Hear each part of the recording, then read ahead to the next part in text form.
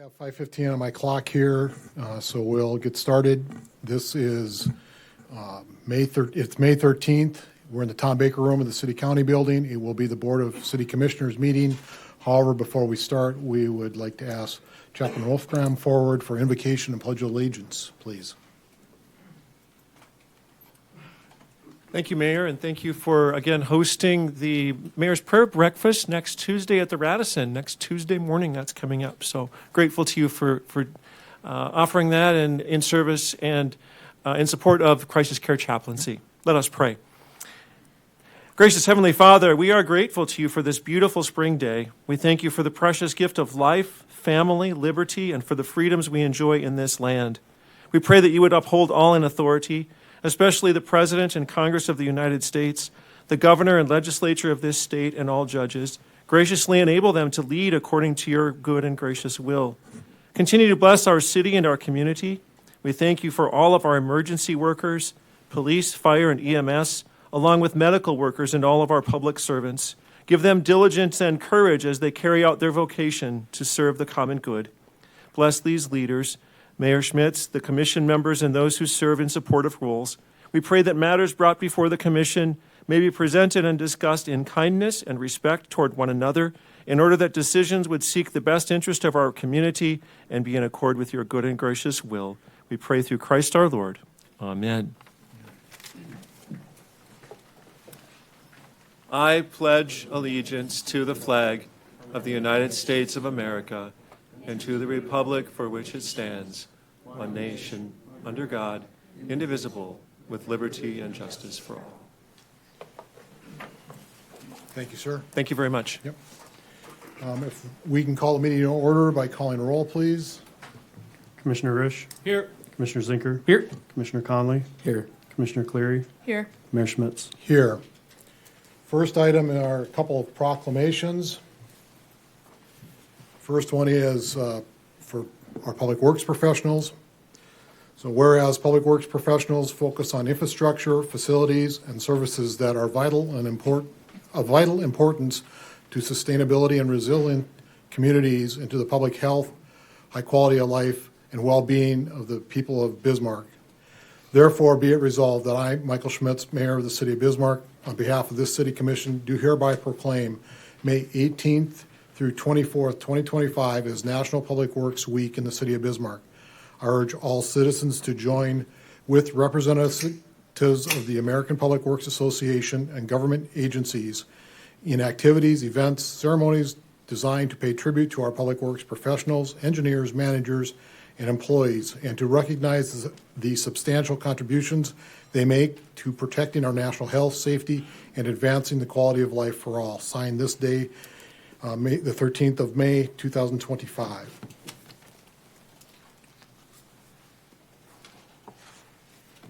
And the next one is for Bike Month.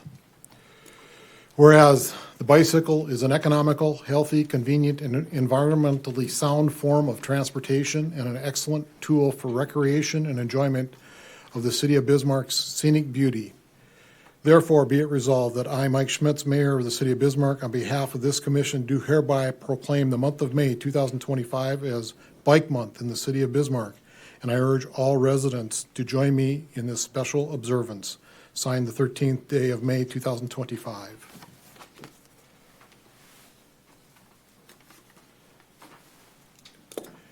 Now at this time is time for public comment. Public comment is for those items on the consent agenda or a regular agenda item that is not a public hearing. So at this point in time, I will welcome public comment. Anyone who wishes to speak, please come forward, identify yourself, sign in, and let us know which item you're speaking to.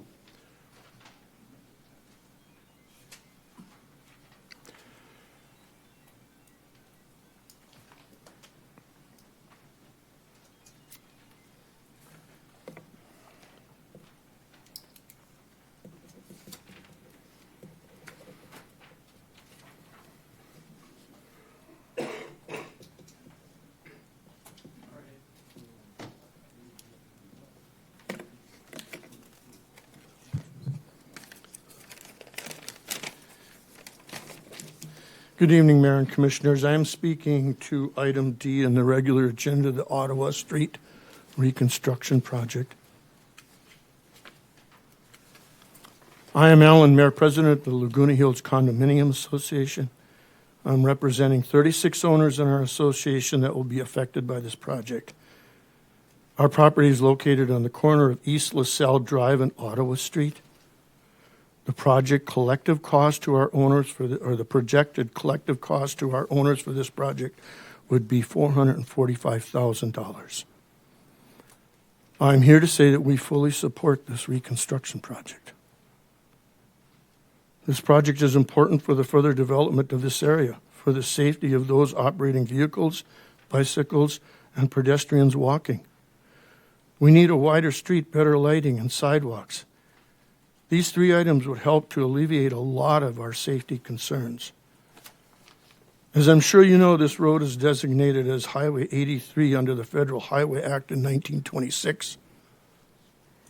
The road is 3 feet wide with ditches then and still is today. The only difference is that in 1926, it mostly was used by Model Ts, little trucks, and horse-drawn farm equipment. Today, it is used extensively in our city. There's traffic. I live 50 feet off that road. There is traffic from 4 o'clock in the morning on. One other concern that I want to address with the commission is specifically to our association. We need to have access to a storm sewer system when this is put in. We pump thousands of gallons of water a year into the ditch to the west. That's because we're getting water out of the hillside at about 10 feet down. And we have been pumping water for years just into the ditch, thousands of gallons. So we would like to have access to the storm sewer system so that it doesn't just flow out into the ditches and the roads and all on. Currently, there is no storm sewer system, so that's not possible. If additional resources can be found to alleviate some of the high costs of this project to all owners, that would be much appreciated. All said and done, our association supports this project and would like to see the plan implemented. Thank you for your time. Thank you, sir.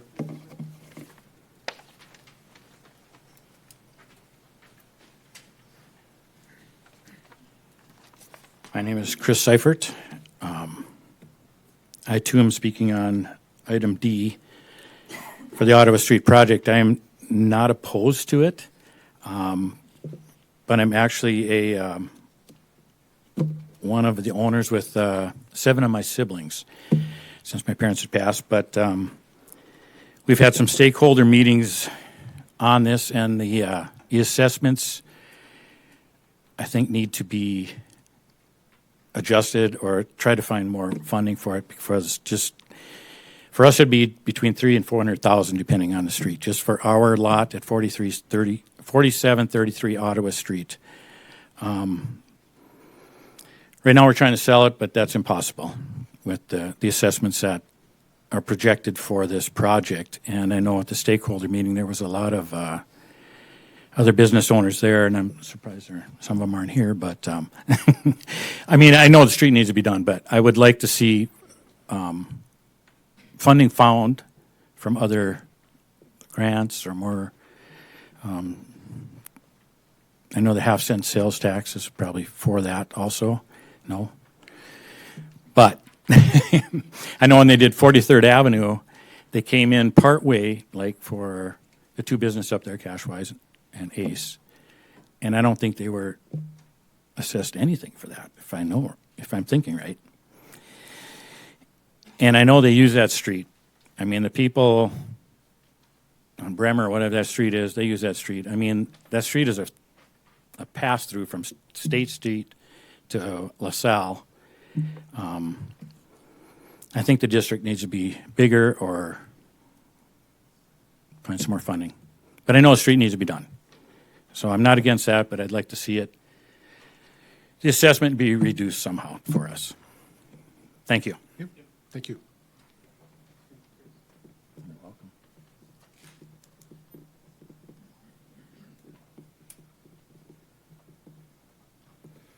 Thank Thank you, Mayor and Commissioners. Thanks.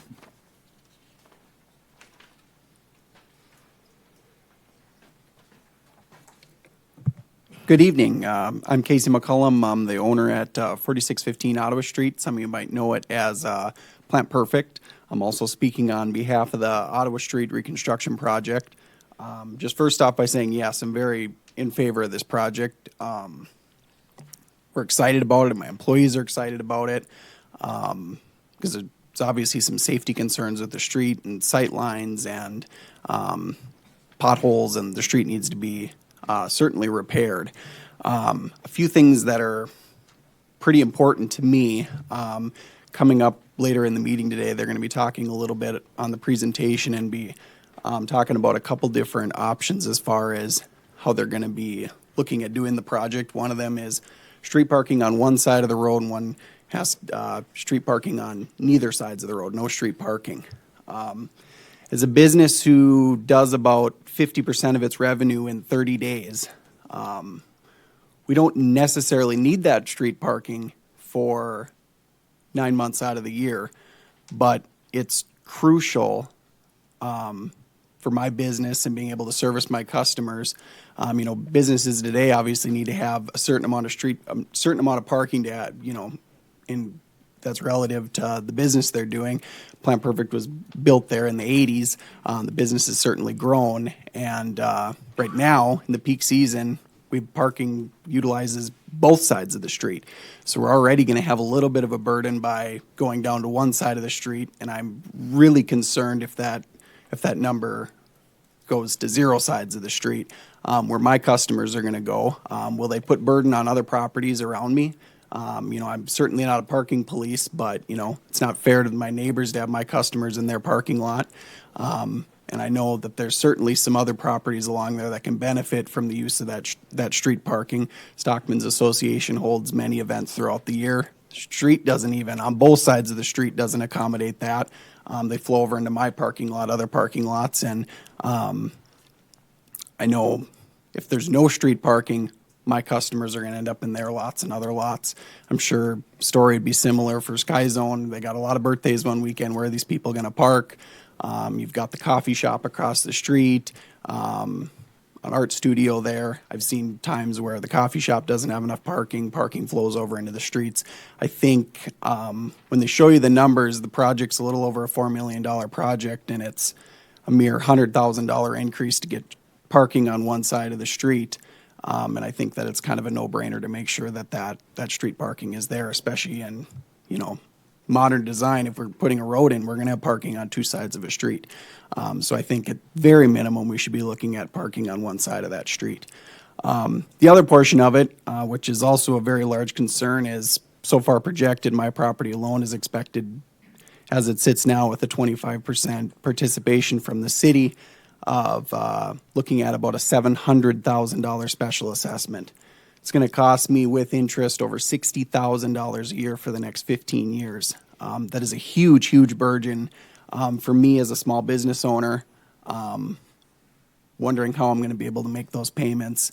And, got an old, not that it's your problem, but, I got an old business, aging business. We got updates to make to a parking lot, to the facade of the building. Now all of a sudden, where am I going to come up with $60,000 to be able to, continue to operate my business and move forward for the next 15 years? And I know that there is a lot of other people that couldn't be here tonight that were out of town for other business that have some very deep concerns about their businesses being able to cash flow with special assessments at the level that they're projected to be. So, thank you. Thank you. Again, this is public comment. Anyone who wishes to speak to an item, please come forward.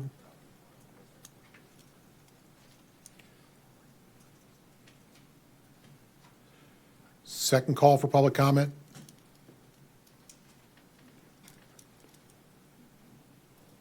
Third and final call for public comment. Public comment period is now closed. Commissioners, what are your wishes with regard to the consent agenda? I'll move. Commissioner Cleary. Sorry. I just need to pull J1 for the Public Works Service Operations. The architect just asked for more time to finalize some things on that, so I'm gonna pull J1. It'll end up back eventually, but.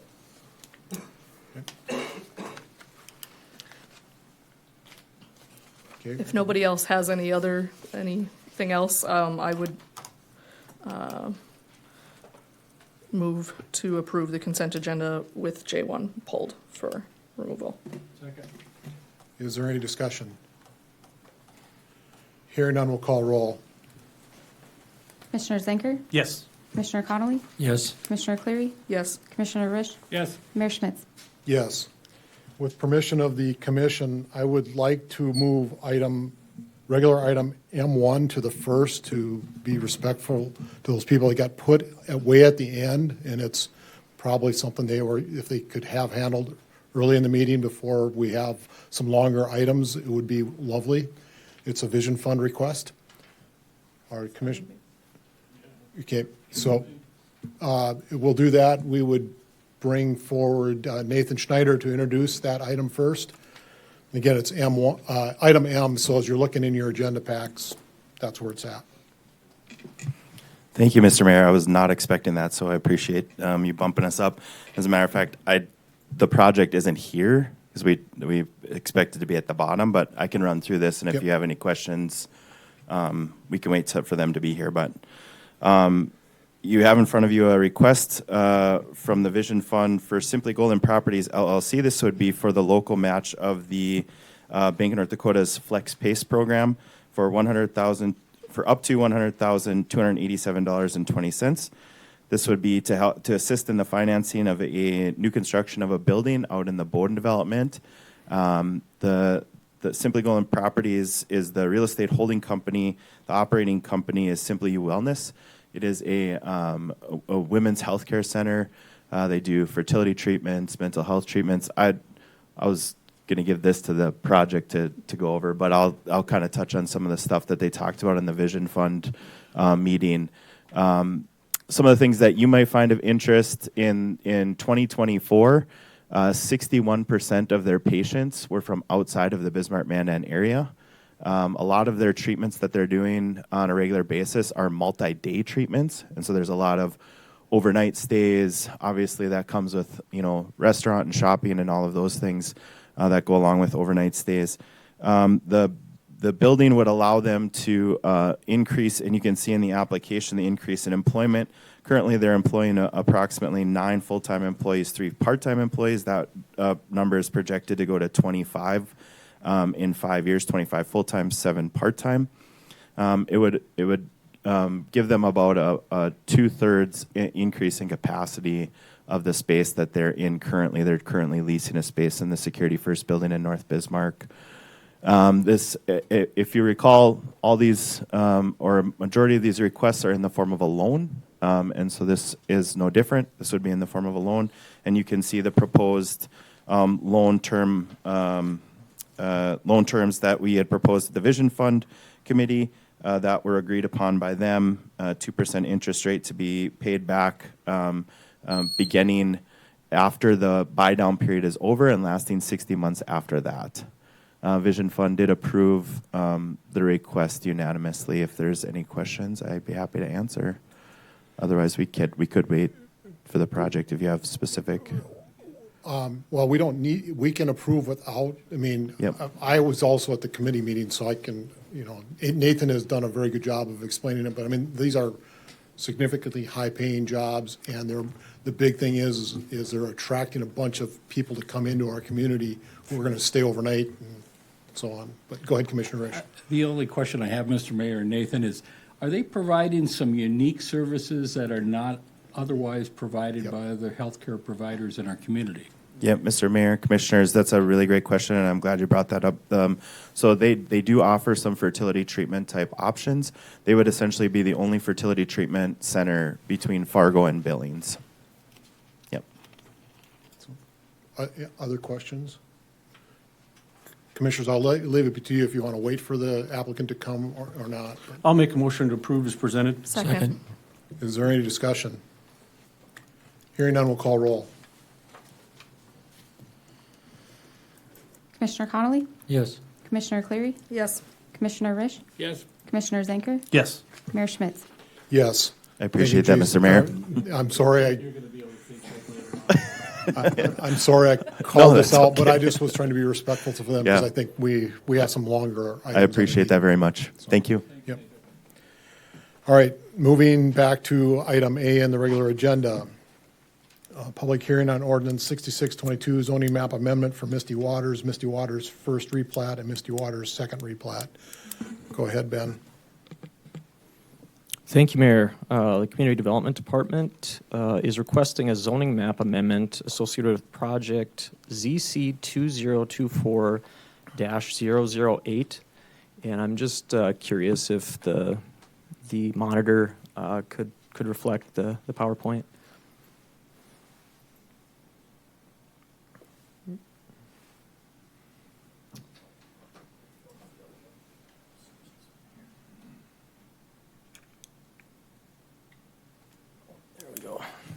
That was my fault, sorry. Thank you. The property is located in northwest of Bismarck, west of River Road, and adjacent to the west side of the north-south running portion of Burnt Creek Loop. Project area is comprised of 151.4 acres within 120 parcels in 4 blocks. Future land use associated with the proposal is rural residential, and the existing zoning is PUD, planned unit development.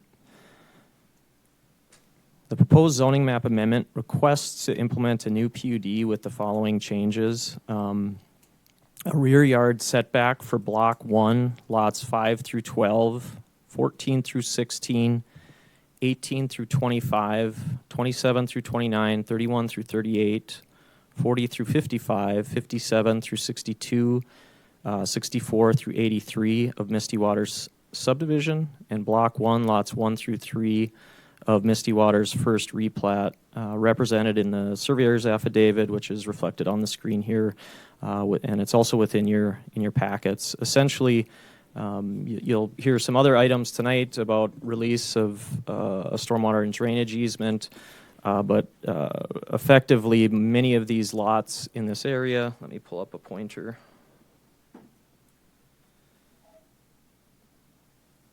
Adjacent to the bay have a stormwater and drainage easement that runs adjacent to the bay. The thick black line on the screen represents what's commonly referred to as the inland edge of that drainage easement.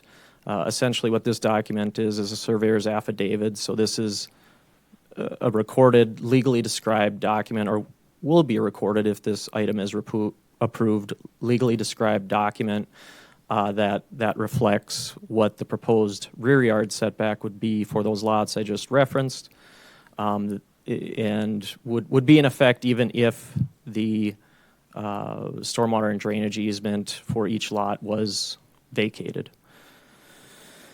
Additional changes are relatively minor. This was probably the most substantive change that occurred. Other changes, I'll just kind of briefly go over these, would be conformance to residential building types, which staff does not have access to. So there was reference to certain types of building types that if we ever had it, we don't have access to that document anymore.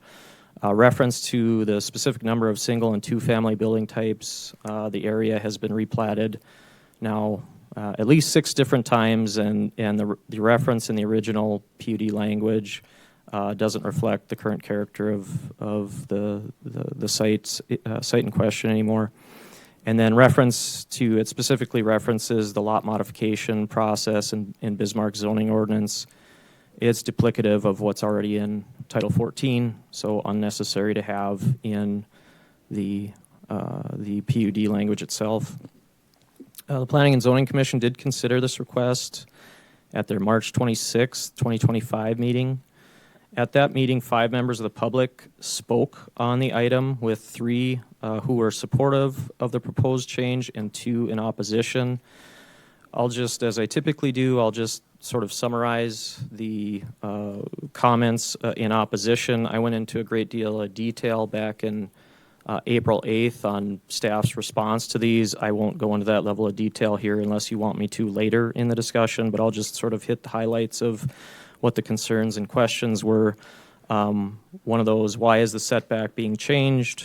Another concern referenced concern over the ability for staff to regulate the setback, whether it's the 2005 Lomar or the new setback line. Question as to how many non-compliant structures exist without this change. Question is, has FEMA been notified of the proposed rear yard setback change? Question as to what the lot coverage for residential lots and Misty Waters adjacent to the bay is. Question is, does the city of Bismarck have the authority to initiate a zoning change? Question, can known violations be grandfathered in? And the final concern that I think I took from the meeting at the Planning and Zoning Commission was a concern over what is perceived to be a taking of property that would be impacted for certain properties by the proposed rear yard setback change, given the 2005 Lomar is closer to the bay than the inland edge of the stormwater drainage easement for some of the lots within the subdivision. At the conclusion of the Planning and Zoning Commission, a motion failed on a vote of 4-3 to not approve or not recommend approval of the requested zoning map amendment associated with zoning change 2024-008. As you recall, on April 8th, I appeared before you to appeal that decision of the Planning and Zoning Commission, and you all voted at that time to recommend overturning the recommendation of the Planning and Zoning Commission and to hold the public hearing on the item tonight for your consideration tonight on the item. Are there any questions that any of you have for me at this time? Commissioners? You may get called back. You bet. All right, this is a public hearing for ordinance 6622. Anyone who wishes to speak on it, please come forward, identify yourself, and sign in, please.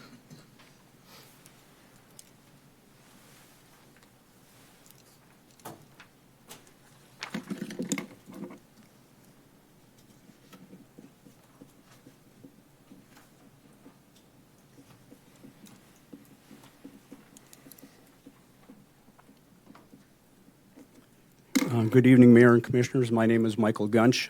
I'm a volunteer on the Stakeholders Committee that the city created when they said go back and look at the PUD and make modifications or revisions that can be consistent. What I want to do this evening, I got 11 quick points.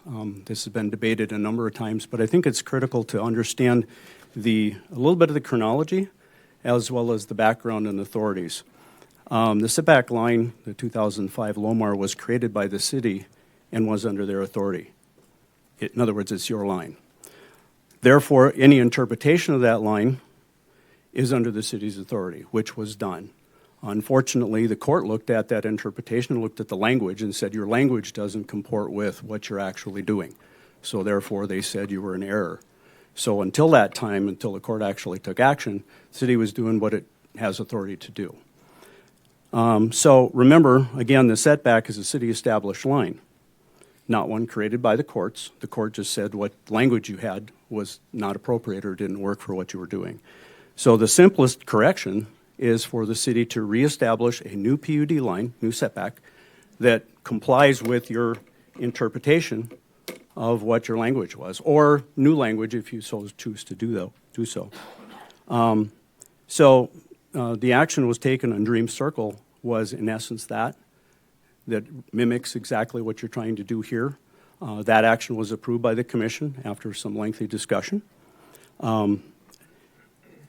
So at that point in time, the city commission said, let's take a look at this and see how does this apply to the rest of the subdivision, because there are other violations that exist based on the court's interpretation, not the city's interpretation, but the court's interpretation of that line.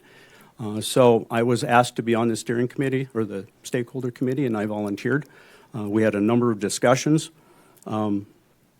One of the ones is that legal counsel basically said you can't approach this as a waiver request. You can't go to these 5 other or 16 other violations and say we're just going to change this or grandfather them. They said that approach was not applicable. And there's some economic scenarios that are there for that purpose. So that being said, the stakeholder committee, which I was a member, worked with staff. We discussed multiple options and different locations and how does this work and can you address 1 or 2 of these? But the focus became address them all as one consistent subdivision because it's easier to enforce, it's easier to monitor, and it's easier to take things forward. There are those at the Planning Commission public hearing who complained and pointed out various things. And I want to make it very clear, the stakeholder committee discussed all of them. I listened to the Planning Commission, I was here during that, and a lot of those issues that were brought up had been discussed at the stakeholder meetings. So there were decisions and thought processes that went through by that to recommendation to staff to see what you have before you today, and I think that's important to understand. When they talk about winners and losers on areas, understand that from the very beginning, nobody could build into the drainage easement. The drainage easement is a restriction on the plat. Now, granted, you can get permissions, you can try and waive that, you can do other things, but that's always been there.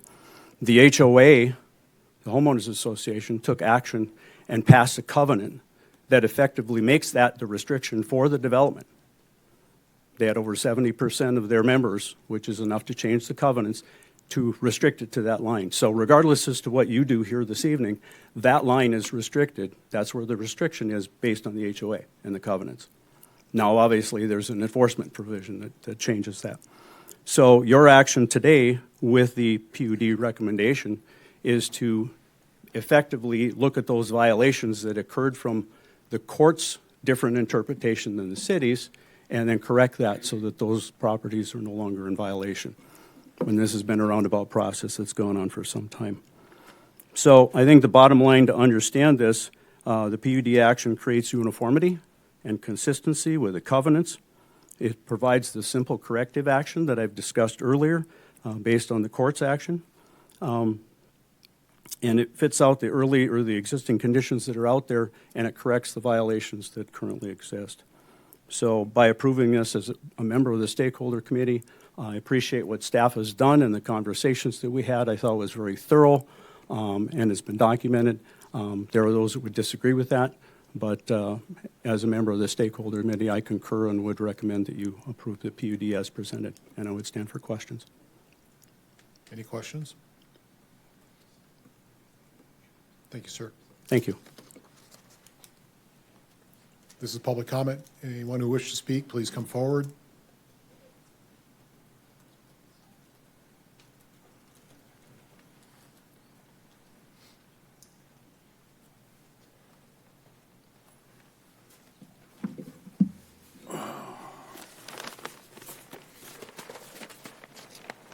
Is there some way I can put these up on the screen? I think that's too large. If you want to hold it up in front of you like this would probably be the best way. I can do that. I can do that. Yep. Thank you. Good evening, gentlemen. My name is Pat Spillman. I and my wife live at 6315 Serene Circle in Misty Waters. The first thing I'd like to do is play a short video as soon as I can find it and put it up on the screen so that everybody remembers.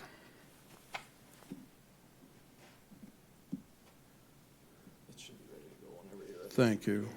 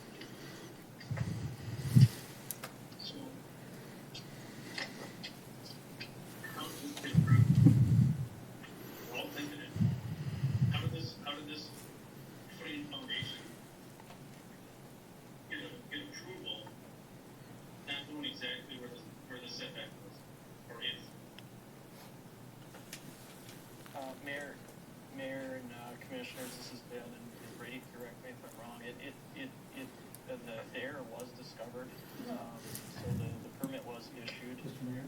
And the error was discovered. Pat, I can't hear anything's going on, so I don't know what's going on here.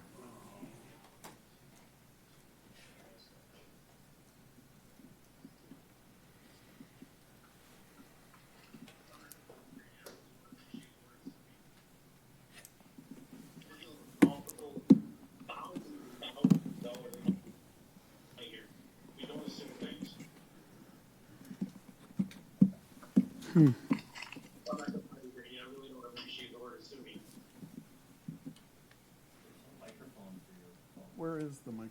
Oh.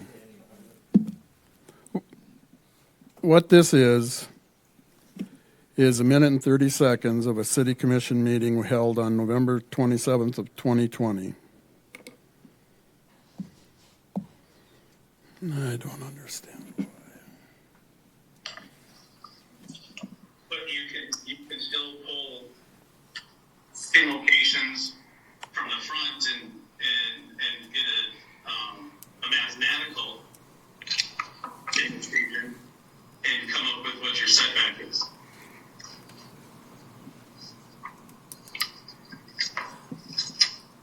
So how's this get approved? We're all thinking it. How did this footing and foundation get approval, not knowing exactly where the setback was or is? Mayor and Commissioners, this has been, and Brady, correct me if I'm wrong, the error was discovered, so the permit was issued, and the error was discovered, and so staff worked with the applicant to address that issue.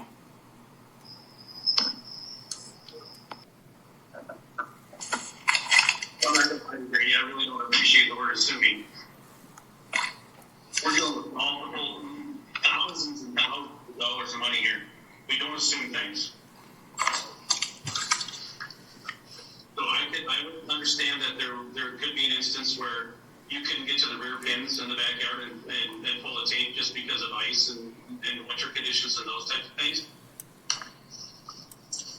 But you can still pull in locations from the front and get a mathematical demonstration and come up with what your setback is.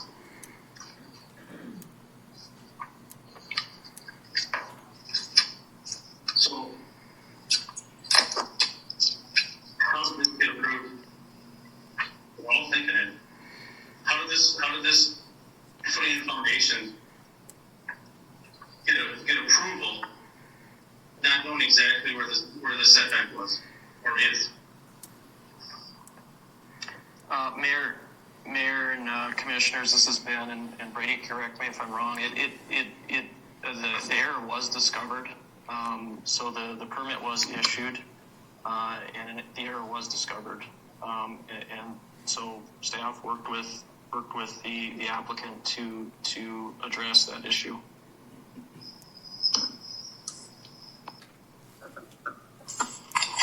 I really don't appreciate the word assuming. We're dealing with multiple thousands and thousands of dollars of money here. We don't assume things. Enough of that. But the city had an error, and that's what caused this whole thing to come about. Anyway, Amy and I bought our property on November 4th of 2005. When we were there, it was a building corridor, was going to be the setback. The city wasn't really keen about that, and Mr. McCormick volunteered to use the Lomar line as a setback.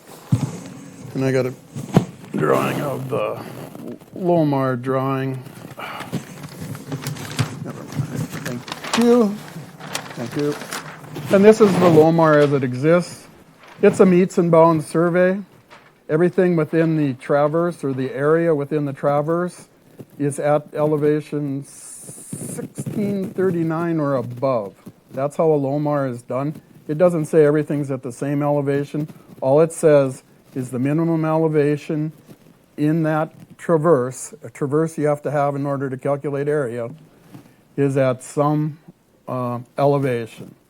And that's what the setback was used up until, it always has been and it still is as the ordinance stands, the 2005 Lomar line.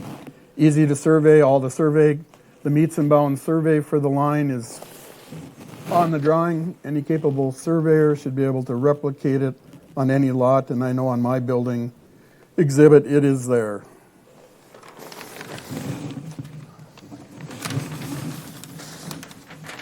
Thank you. Before I go any further, I need to define some terms and definitions so that we're all on the same page. Seems to be some confusion about firms and all kinds of other things. First, what a map is. I looked it up in Merriam-Webster. A map is a representation, usually on a flat surface of a whole or a part of an area. Also a diagram or visual representation that shows the relative position of the parts of something. It's a map. Roads, elevations, whatever. A firm is a flood insurance rate map. It's the official map of a community on which FEMA has delineated the special flood hazard area, the base flood elevations, and the risk premium zones. FEMA comes along and delineates those as chances of flooding. Can be 0.5%, 1%, 2%. I'm sure Mr. Brady keeps track of all those for you guys. And a LOMAR is a letter of map revision. It's FEMA's modification to an effective flood insurance rate map, firm, or a flood boundary and a floodway map, or both. As we go on here, I gotta challenge some of the meeting minutes. I'm going off the meeting minutes, not direct quotes from people, so I just want to make sure that I am clear on what we talk about here. And one is spot zoning. The Bismarck Planning and Zoning meeting minutes, June 26. Commissioner Schmitz asked Mrs. Combs for confirmation on spot zoning. And Mrs. Combs replied that according to the case law, it indicates a lot is singled out for discriminatory or different treatment compared to the surrounding area. Well, that's one version of it. But if you go to Cornell Law Library, it can be as simple as an area. An area can be one, can be a whole number. It can be as simple as putting a shopping center in the middle of a residential area when it wasn't planned. Pop, you got something different that nobody else has, or you give somebody or a property owner some kind of benefit that isn't there. Spot zoning doesn't apply in this case because in her definition, because multiple lots are potentially changing, and so you can have spot zoning in the process. In the Bismarck Planning and Zoning meeting minutes, June 26, 2024, Randy Bakke stated that a LOMAR line can be moved because it is based on an elevation, page 4 of 10. This statement acknowledges that a line is used to describe the LOMAR and an elevation. First, in reality, there are two parts to a LOMAR. First is a described enclosed area based on meets and bounds survey, and second is the elevation. You can't have one without the other. You got to quantify where that elevation is at on the face of the earth, because if I say elevation 50, there's lots of places in the United States and on the earth that have an elevation of 50 feet above mean sea level. So you have to have the elevation and a meets and bounds survey to locate that area. LOMARs cannot be moved. From the FEMA site, facts about LOMARs, and they're real easy to understand. A letter of map revision will be incorporated into a new flood insurance rate map, and floodplain boundary will be revised to show an area outside. If you apply, FEMA goes to work with maps and other things for the cities so that you know exactly what's happening. A LOMAR is likely to be superseded by a firm on the firm and will no longer be valid. Note the word superseded. They get new information, they use that and use the new information. A LOMAR can be reevaluated when a new map panel is published, meaning that if you Yeah, at Misty Waters, you have the original Lomar. It stood for a number of times with the change in the flood elevation. But now that with the new one, I'm not so sure. The Lomar will just be superseded by the new firm map. It'll go over the top. Nothing will happen to it. It'll just go away. You can't move Lomars. You can't move Lomars. They are either new, superseded, or revalidated. I'm sorry. Lomars are unique. They're one of a kind. In Janelle Combs' April 13, 2020 letter to Dave Chider, it is my understanding that a building permit is issued on the condition that a Lomar will be amended to make the building location compliant with the PUD. This has been done for other parcels in the division. Can somebody tell me what the other parcels in the division are? Mr. Zinker was right at the last meeting where he said there is one Lomar that moved, or that has affected the setback. Let me put it that way. The other three haven't. I have a drawing of those three. Just so you know, the setback has never changed in a long time. Oop, thought I had it.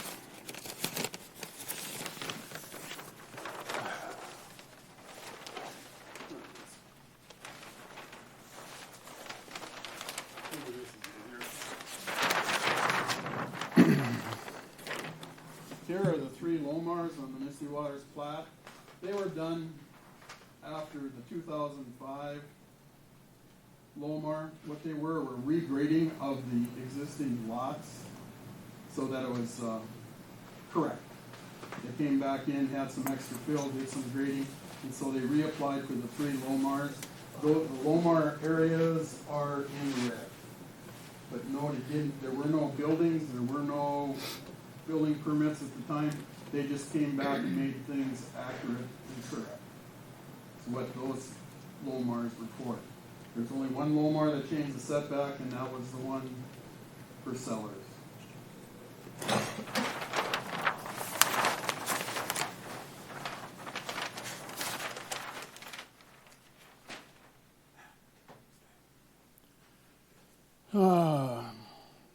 Mr. Ara's statement in a memo to the commission dated 8/04/20, quoting from the memo, staff's interpretation has been that the approved Lomar reference is not a static point in time, but based on an approved Lomar by FEMA.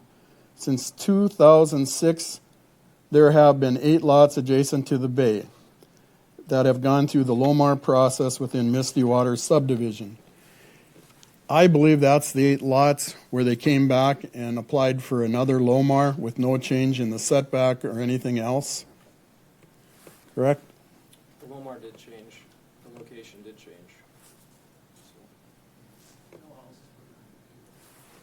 What changed on Mayor, do you want me to go back and forth, or do you want him just to testify, and then I'll respond at the end? Let's let Mr. Spillman finish. And I'll finish. Yep, this map was done by the same person that did the Lomars, so whatever. It doesn't show any change. Again, it sounds like 8 separate Lomars, but that's not the case. My dilemma here, once again, is, these other Lomars, some of the Lomars were rejected by FEMA because they were to the nearest foot. FEMA requires to the nearest 1/10 of a foot. So that's why one of them came back and there were 3. My question is, where is the enforcement on the ordinance? Enforcement is a prime responsibility of the community development, more so the planning and zoning group.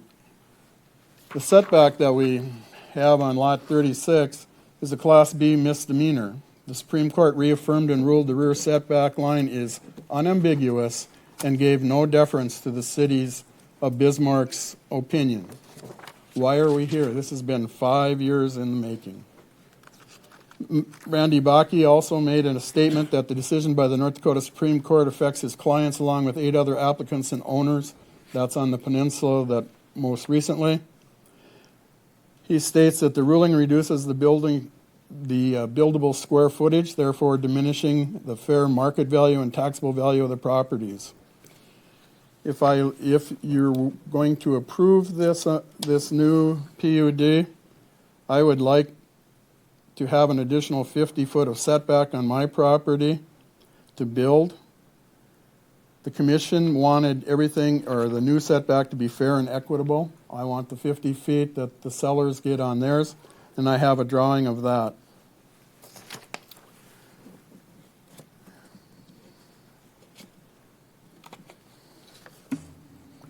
In the stakeholders meeting, some of my dilemmas are the fact that while Jason Sellers, president of the HOA, was on the stakeholders committee, there was no formal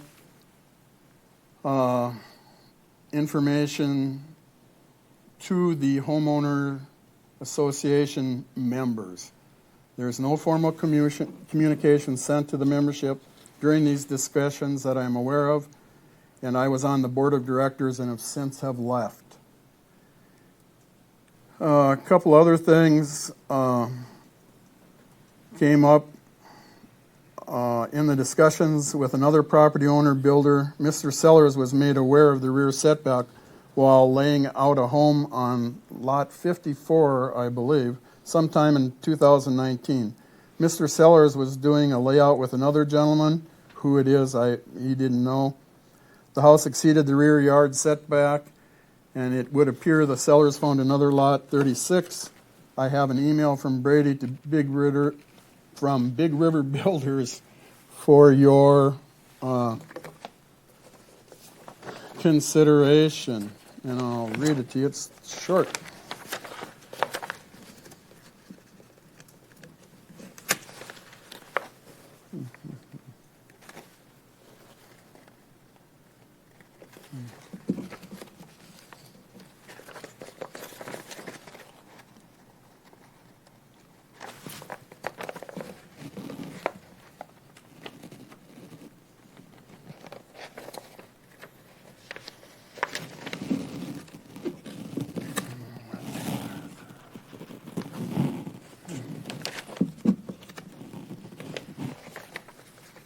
I'll find it. It's in my file.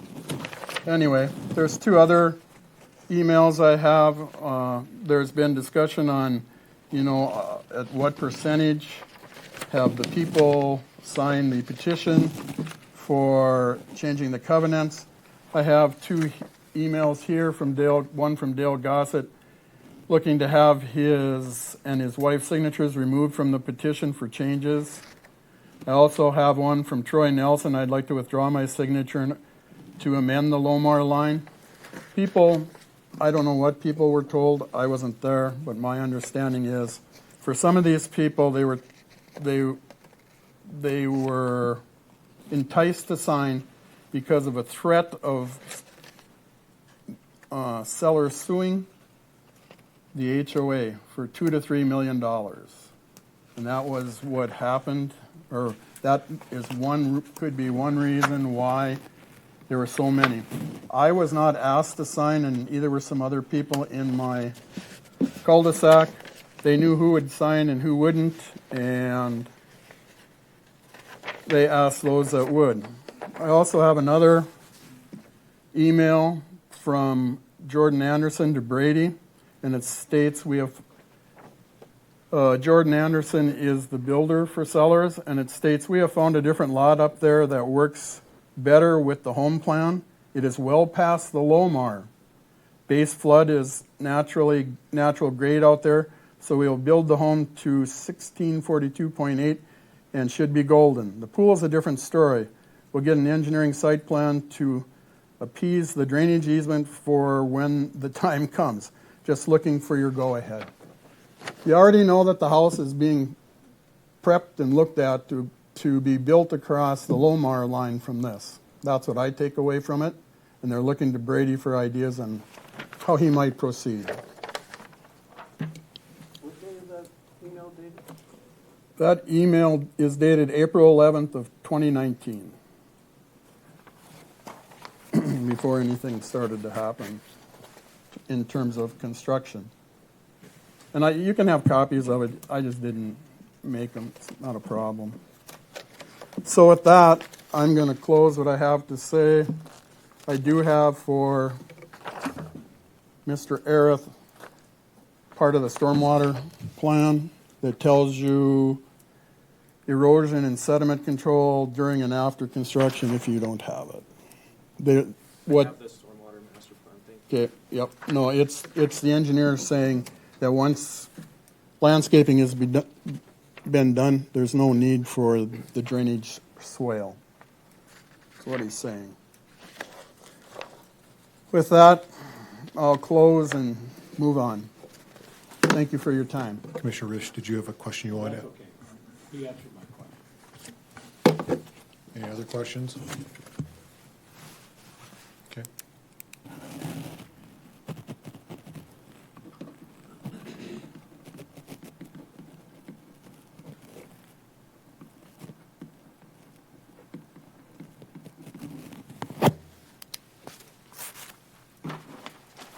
Thank you for your time. Yep, thank you.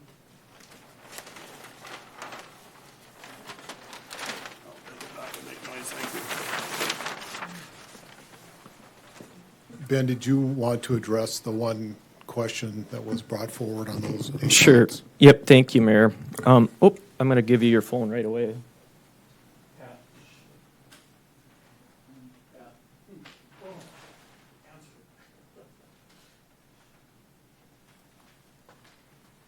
Yeah, I think the point that was brought up was there was only one LOMAR done, or the statement that was made, there was only one LOMAR done since 2005. I would dispute that. There was actually a LOMAR conducted in 2006 that was actually pursued by the developer. If you look at some of those homes, they are compliant with the 2006 LOMAR line, but not the 2005 LOMAR line, which is what the Supreme Court said has to be complied with. And so a LOMAR is not just, I guess in our minds, it's not just one thing. There's different geographical components to each of these LOMAR lines. Okay, thank you. All right, this is public hearing.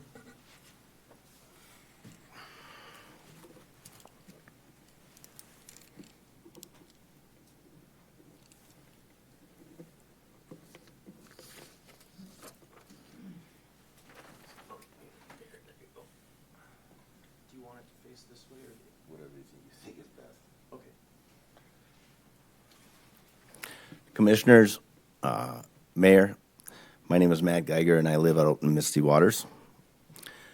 This has been a long road, no doubt. Many of us in our neighborhood recognized that we had a rear setback problem. And so we went out and we talked to our neighbors, and we got a petition, and we had enough signatures on there to change our covenants and to reset the setback. Unfortunately, our little subdivision doesn't have local control. It ends up in the city's hands, and that's where we're at today. So at the last city commission meeting, the commission asked that a stakeholders committee be formed. But in the meantime of that, if you see this cul-de-sac, and Jason Seller's house is in that cul-de-sac, the city commission agreed to change the setbacks of the whole cul-de-sac that originally created this problem. So I guess the question is what does this mean to our neighborhood if this isn't approved tonight? And it's bigger than just words and charts and things. These are people's lives. And one of the families has asked me to talk tonight. And I'm going to put her house up.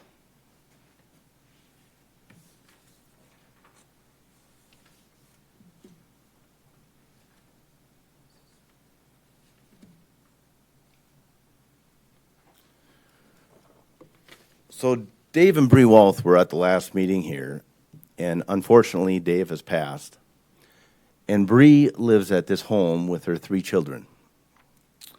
if you can see, her home is just barely over the line. What does that mean? That means Bree does not have a marketable house if this doesn't pass tonight. She does not have clear title. She either has to remedy this by taking walls down and redoing her house, whether it's going to work or not,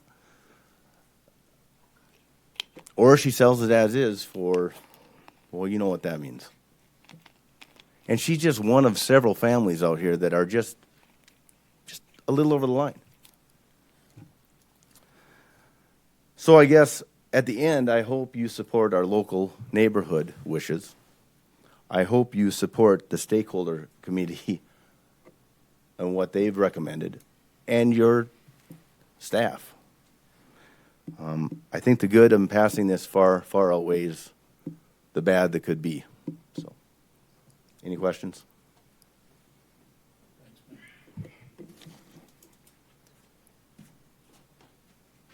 Again, this is public hearing on ordinance 6622. Anyone who wishes to speak, please come forward.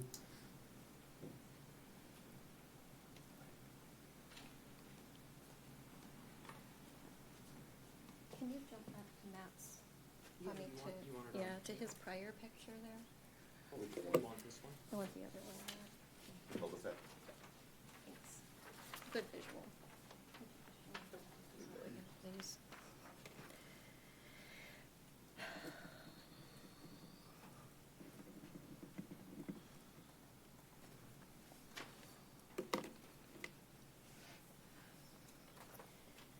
Where am I?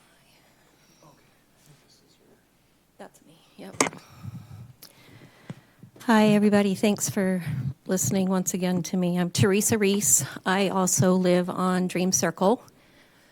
I am directly across. I am lot number 33. The sellers are lot number 36. So as you can see on lot 33, there is a very, very, very big portion of my house that was going to have to be removed prior to the last agreement of changing the back corridor on all of our homes. So I am not affected today because Dream Circle has been approved. But I just want to bring it to your attention of my home was built in 2009, was when we built our home. Our development was still under the developers and the city's agreement of what was allowable and not allowable for covenants as well as building areas on those homes. My home was approved by the developers as well as by the city. We were told, based upon the diagrams that we had, that it was based upon the setback, not based upon this invisible Lomar line. But it did. It went through the entire process. We received all of our approvals for everything. And this was back in 2009. We've had many homes that have come through the development, not just the HOA, the development that came through the developers and through the city that continued to be approved based upon the setback of the homes. So we have many other homes in the development that are still looking at having to make these major changes to their homes.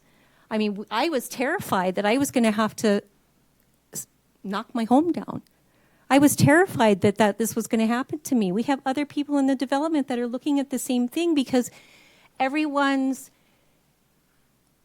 what was allowable and not allowable, it was so mixed. Nobody truly understood what it really was for that development. I just want to plead with you guys to please approve this. Let this go through for all these other homes that are out there that have been approved. Let them go through. Let this line change for the entire development. These are many, many other people, many, many other families that are just completely distraught as we were when we found out about this.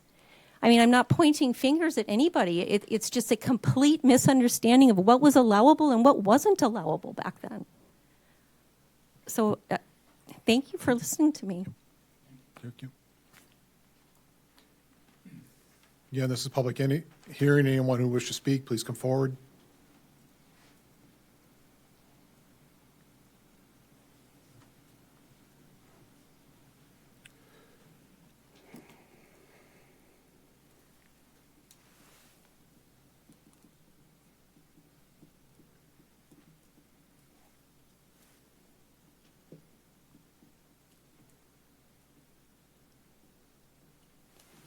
All right.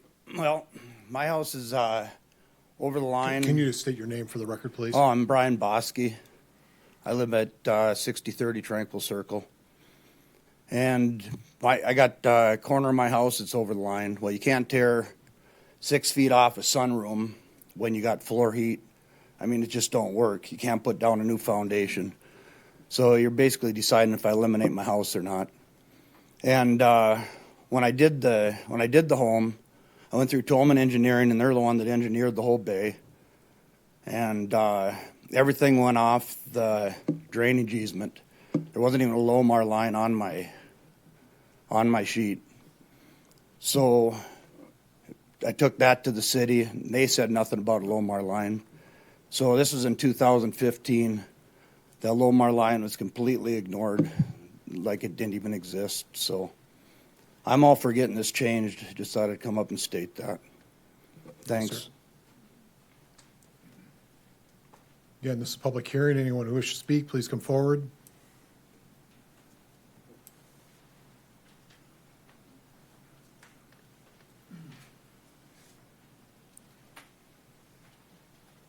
Not speaking for myself, I'm speaking for Steve McCormick.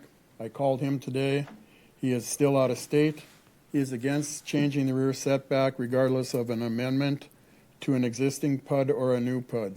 Mr. McCormick has 6 vacant lots. Thank you. Thank you.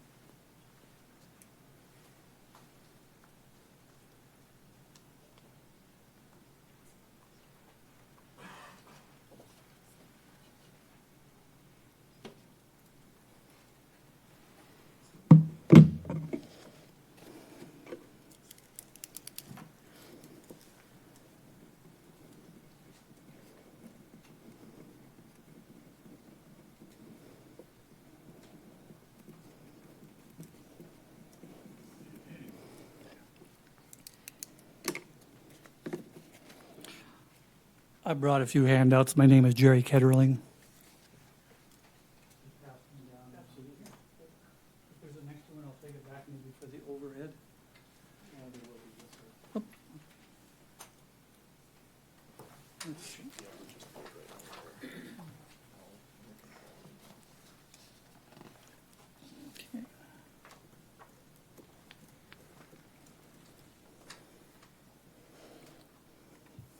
First of all, good evening, Commissioners, Mayor, and fellow citizens. I am going to surprise all of you. I'm going to turn my attention to my neighbors, and specifically Matt Geiger. I'm the present owner of Matt's home that he constructed. Thank you, Matt. You followed the rules. My home is not over the line. You did the right thing. I think you were home number 1 or number 2 out there. So somehow the system worked. Now, there is some issues with compliance. I totally do not like the idea of people losing their home. That seems wrong. Because how did they get into this position? Seems to me the city is in charge of compliance. Why do we pay the taxes? And okay, I know I've already been schooled that you don't get any of our tax money, but that's not true. The majority of our tax money goes to Bismarck Public Schools. So yeah, you do benefit from our taxes. In return, is it unreasonable for a landowner to expect that the compliance of the land that they've entered into a contract is honored and understood? For a compliance owner in charge of compliance to not be able to perform compliance is negligence. Every one of these Misty Water homeowners has a class action lawsuit opportunity. Oh, I've heard that the cities can't be sued. We know how that goes. You just have to find a lawyer from out of state. That's how that works. Now, that's where I'm at, guys. I really don't like the idea of these being torn down. I don't like the idea that you're taking land away from my property, which Matt positioned properly on the lot. And now, as it turns out, to save the, let me think, 14 to 17 homes? Well, let's see. It started off as 1, and then it was 4 to 10. To date, can somebody tell me how many are actually known to be over? Why hasn't that been disclosed to the citizens of Misty Waters, that we now know exactly which ones are over? Not, oh, it's kind of like 17, something like that.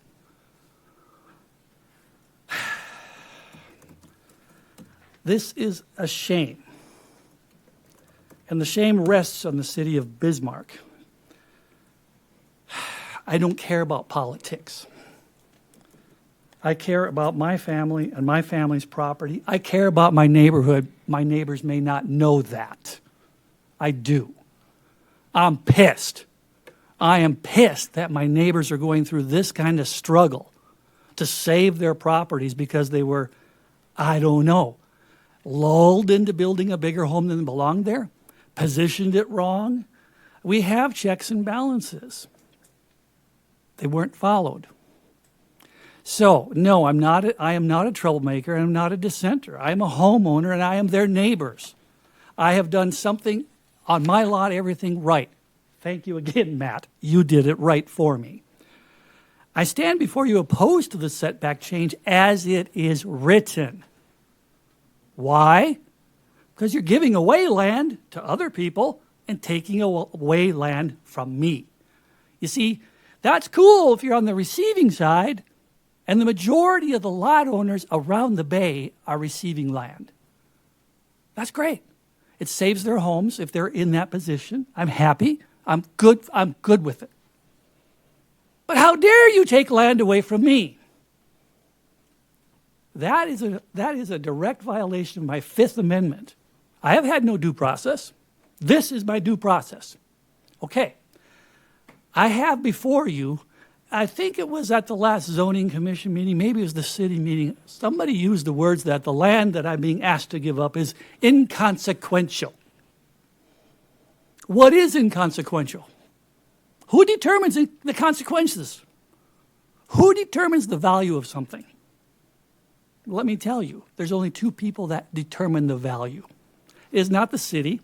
It is not the appraisers.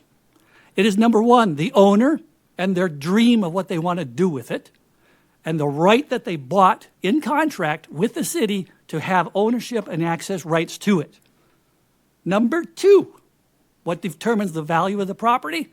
Again, you give land away, that makes my lot more valuable because I can put a bigger house on it now. Good for the builders, good for the tax base, good for Bismarck Public Schools. The problem with it is the buyer determines the value of property. And if you have the choice of buying a lot that has been reduced in size of what you can put on it and where you can build and what you can do and has covenants and variances and all kinds of problems on top of it, would you buy that one? Or would you walk over to the lot next to it that has absolutely no impingements on it? Most buyers would probably go for the one that has more space to build with less restrictions. So that's what increases the value of property at Misty Waters by your action. Your action will create arbitrarily inflation.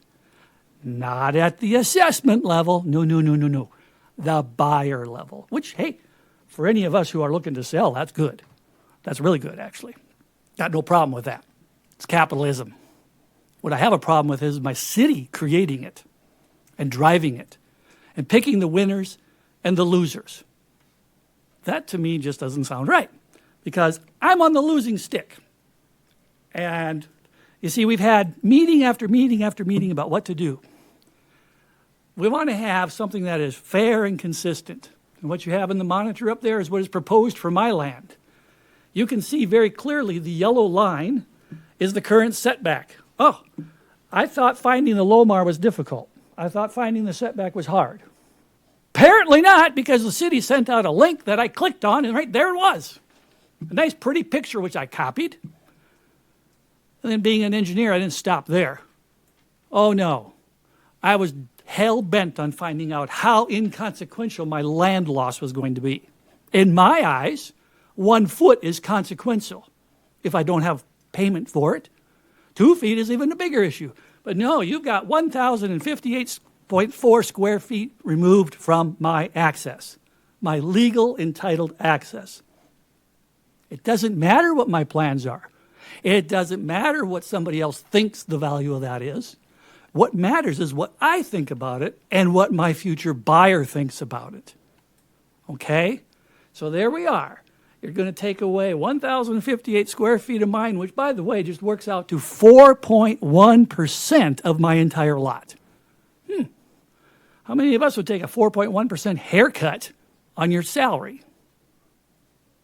It's a starting point. Okay? That's what you're doing with my property, and that's wrong. At the same time, you have a problem with people that are struggling to save their house. That's also wrong. And you know what's funny about both of those statements? By the way, if you haven't figured it out, I am not using any notes. This is here and it's here. The bottom line is this is coming from one source. The city. The builders got confused. Apparently our folks who do civil engineering got confused and couldn't find all the right things, and the city was like, it looks pretty good to me, we'll go with it, right? And so now we got all these problems. Holy cow! Where's the apologies? Better yet, where's the checks? This is ridiculous. So, your solution you've come up with, congratulations. Pat yourselves all on the back. It saved some homes. I'm happy about that. At my expense, my family's expense. Nobody ever had the foresight to say, I wonder if we could save these homes without affecting Ketterling's property. Hey, I brought it up a month ago. Still nobody has said anything. And furthermore, I've yet to get a receipt from anybody that says, hey, we realize we're going to do a taking here. We're going to buy it. We're going to buy the rights of the taking.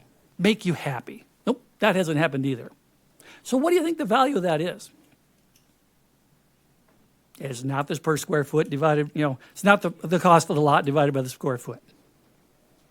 Where is all of this mess going to end? And what's it worth to everybody here? What's it going to cost my fellow neighbors when they lose their house? That's bullshit. Can't lose their house. You guys let this happen. And I want this corrected, and it damn well better not affect my house, my family, my property. Get thinking out of the box. You cannot put people in a box like this. And that's exactly what has happened. Apparently, it's been going on for 20 years. Matt, you did a wonderful job navigating this mess to build a beautiful home that is completely legal and set back properly. Thank you. Does anybody have any questions for me? Thank you, sir.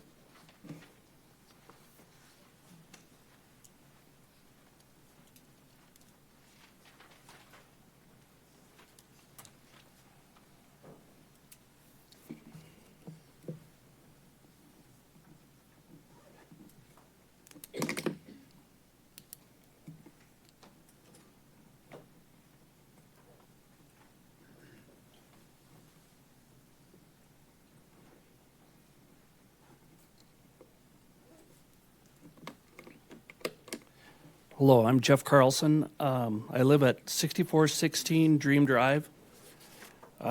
We've been through this nightmare long enough in the neighborhood. I feel for the neighbors, as Jerry echoes a lot of what I think is it's sad that some builders my builders built 30, 40 houses in that development, never went over. And I'm lucky. Thank God he did that. I'm happy. And the house next to me is behind the setback too. But if that house went 50 feet past the setback, that would destroy my house. Or if the neighbor builds 50 feet extension onto the house, it would destroy their house. Now, you look at that first drawing up that was left up there. The overhang, it looks like the overhang is over. The city chooses not to enforce the overhang of the houses, because you can build a house right on the line, the foundation's right there. The overhang, they're not enforcing. They chose not to enforce that. They're choosing not to enforce these other houses. Well, why are we going for 50 frickin' feet to ruin somebody else's? And it's going to come down. There's 3 lots together on the other side of the bay. Somebody's going to build all the way out to the end and ruin everybody else's lot. That's not fair. But maybe 10 feet would be fair. Maybe going out there and looking at where we have to be. This is like using a nuclear weapon. Just boom. It's like, okay, we're in a basketball game, and we're going to change the rules the last 2 minutes of the championship game. We've bought these houses how many years ago? Now we're changing the rules. Now, I'm not opposed to helping these guys out, but there's got to be a better reason to come out there than saying, oh, we're just going to do 50 feet. Oh, that's easy. That destroys other people's views in other people's houses. It's insane. Why not come up with a reasonable way of doing this without ruining everybody's value or have the threat of a house building 50 feet past your house? You live on a beautiful, Misty Waters is a beautiful place to live. And I'm not for any house coming down right now. But come on, we got to use some common sense, and the city's got to work on their enforcement. These people should have known where they're at. Like in our bylaws, you can't bring in fill dirt. Well, how can you build 50 feet if you can't bring in fill dirt to get your house high enough? And have we forgot about the floods already? Why are we moving houses closer, 50 feet closer to the water? The flood's going to kick our butts, and then they're going to ask the city to pay for them. That's all I got to say. Thank you. Thank you. Again, this is a public hearing. Anyone who wishes to speak, please come forward. This is Jerry Ketterling again. I'd like to bring to your attention slide number 2 in your deck. I'll put it up here so everybody else can see it. Let's see. Okay. Well, I'm not a surveyor, but I am an engineer, and I'm not stupid. Somebody surveyed this lot, apparently, and drove some stakes in the ground and marked one the Lomar line. Guess that Lomar line keeps popping up somehow. Then they put a blue line out there in the middle. That says 100-year flood. And you see that bucket sitting down there? That's your proposed setback for this lot. And I'm looking at this, I'm going, well, that's crazy. Why would we adjust our setbacks so that everybody can legally build a house in the 100-year floodplain? That doesn't make sense to me. Some kind of stupid math is what it is. I can't quite follow how this works. Yeah, sure, you can pack some dirt in the back of there and raise it up so that your elevation you're protected from the water, but think of what you just did to your neighbors on the left and the right of you. That's kind of what the issue is here, guys. We had a system that worked. We had some problems, but instead of adjusting with what we had, we went nuclear. And yet now here we are again about ready to create yet another bigger problem, which is nuclear. Is this really going to be easier for you to manage? See, right now, let me discuss the Lomar line and your setback today, the way it is in our PUD. The city asked Mr. McCormick specifically, hey, we've had some issues with waterfront property. You know, what's the setback? Where do we start? Do we measure from the water? Do we measure from the high level? What's the boundary we measure from? Fair question the city asked Mr. McCormick. Excellent question, actually.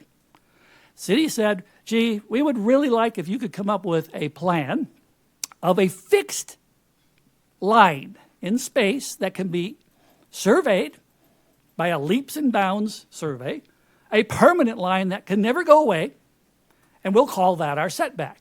And Mr. McCormick and his civil engineering team decided, city is also the flood plan coordinator for this area. So that means they have to know where the floodplain is all the time, right? So therefore, you must always know where the Lomar line is. So Mr. McCormick sat down with his engineering staff and said, what if we made our setback the Lomar line? Now the city's got one line to keep track of. Wherever that Lomar line lies and is surveyed in a leaps and bounds survey once, it lives in perpetuity on this property. And now the city knows exactly where the setback is. So how come that was so hard to find one line? Because your floodplain coordinator has to find that line. So we know that it can be found, and we know that it's permanent because it's there and it's been surveyed. Okay, I'm with you, but we got problems because of we didn't have compliance, we didn't enforce the rules, we were nice people. Well, do you really think this picture will fix this? Or do you think this picture is going to create more problems with the city? Because now you've got to track the Lomar line, you've got to track the 100-year floodplain, and you've got to track the setback. And you're going to be asking builders and homeowners or future homeowners to know the law, to understand what they need to do to make this work, but you couldn't make the other one work? I must be some kind of dumb. I don't think so. This is much more complicated. But okay, it does solve the problem of some homes that are over the line. So once again, I will reiterate, I support my fellow citizens to keep their homes. I am against the city 100%. And your ideas of how you're treating this community.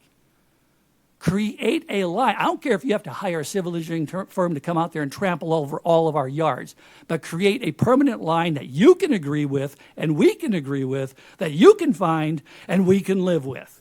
That is not it. Not for me in a way, because I lose property on my space, other people gain. So until you fix that problem, you've got a bigger problem. Thank you.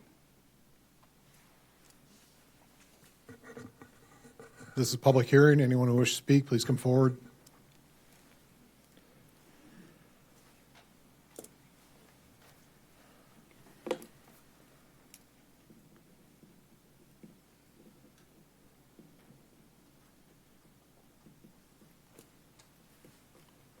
Mr. Mayor, Commissioners, I've said so many things up here over the past year. Jason Sellers, apologize. And a couple of things you have to look at are, one, the majority of the entire development, the Lomar line and the new proposed line are one and the same. We're talking about a few properties that help all these property owners out here that are in this situation. You know, there's, I mean, literally within an inch of the Lomar line and the new setback line that has been proposed by the city. Some of these Lomar lines went within the drainage easement, which you could never build within anyways. So, you know, it would never have been approved to build within the drainage easement regardless, and that's not an issue out here. There's not a home that's in the drainage easement. There's homes that are beyond the Lomar that are in between the drainage easement and the Lomar, and this solution solves that problem. And the other thing is the majority of the homeowners out here voted to have the setback changed to the inland edge of the drainage easement, which this new line proposed is one and the same as that. Those are the facts. It's simple. It's very basic. And I just asked tonight for you to support these other homeowners like you supported our cul-de-sac in the approval, you know, to help us and to support our development in this. So I just ask for your support tonight. Thank you. Go ahead, Commissioner Zinker. Mayor, Commissioners, I got a few questions. Thank you, Mr. Sellers, for coming to the podium. Yep. First of all, I'd like to ask you the question on the email that you sent 4/19/2019 to Brady about acknowledging the rear setback. I didn't send an email. You didn't That send wasn't that? from me. No. Mr. Spielman, do you have that email, and who's it from? It's from his builder. From Big River Builders? Yes. Okay, all right, I stand corrected then. I apologize, Yep, sir, for that. it's okay. So, obviously, as Mr. Kettling said, he contracted with Mr. Geiger to build his house, and your builder must have known about a rear setback issue. So, I bet your builder is probably not here tonight? My builder is not here. Perfect. But we. Okay. Mr. Sellers, the other question I have for you is, you referenced the voting from the HOA. Do you have documented minutes from those? It wasn't a HOA board driven thing. It was a community. It doesn't need to be board driven. It was driven by 67% of the residential lot owners. If they sign off on changing of the covenants, if 67% of them vote in that, then you can change the covenants. The board, it doesn't have to be a board driven item. So it wasn't. It was individual property owners that got Right. together to pass So in it. our August meeting of last year, where you gathered the petitions, you just went around and It gathered wasn't signatures. just me. It was Well, you're several the, other you're property the president owners. of the homeowners. I did not right? do it as a president of the HOA. I did it as an individual property owner, and along with everybody else that's out there as an individual property owner. Sure. So but that didn't need to go to your board for approval? It does not. No. That is surprising. Okay. So this is, and Mr. Sellers, I mean, respectfully, sir, this is what it looks like to me. Okay. You hired a builder to do a job. Somehow, some way, through the checks and balances, this was missed, and Mr. Spielman played the video from, good gosh, 2020, that this was an issue. I agree with Mr. Kettling that this was a city problem from day one and it wasn't enforced. And your builder must have known about it because of an email that Mr. Spielman brought up. And then ironically, you become the president of the HOA and then try to solve a problem, quite frankly, sir, that your house created. To be honest with you, if your home would have been built within the setback and on the Lomar line and not 52 feet over, we wouldn't be here today. And neither would half the people in this room be here. And this wouldn't have covered 5 years of pain and suffering for everybody on both sides of the topic. And respectfully, I'm the only commissioner still here from that. And I've had many, many, many conversations about that. So have you talked to your builder about how he got this approved? How he got your home approved to be 52 feet over the setback? We as individual homeowners have a responsibility to the property that we buy to make sure that we meet all the parameters that are set. Just like when developers develop land, they have a set of parameters that they have to meet for whether it's in the county, whether it's in the city. And it doesn't even matter if it's here locally, it's jurisdictions all over the state. So I'm still trying to figure out from this email that was sent on 4/19, knowing that it was set over the house was going to go over the rear setback at that time, and I don't care, pick a line, whatever line that is, how we as a city approve that setback and let that home be built. Unfortunately, you're the guy caught in the middle. You signed a contract with a builder to do it. His job was to make sure it goes through the city, and you're the guy left holding the sword trying to fight the battle to save your house. I completely get that and I respect that. But we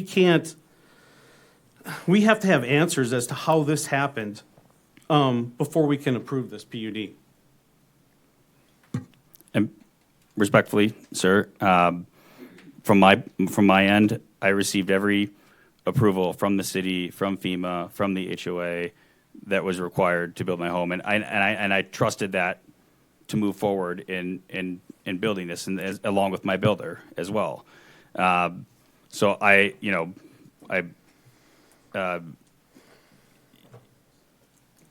it was all done through those approvals. I don't know what else to follow as a home builder. Yeah, and I mean, you're right. person Mr. building Sellers, a home. You're correct. But there's also many. I mean, I bet if we actually printed all the pages of stuff within here, somebody mentioned that you had to get approval from the HOA to bring backfill in or the dirt or fill it up.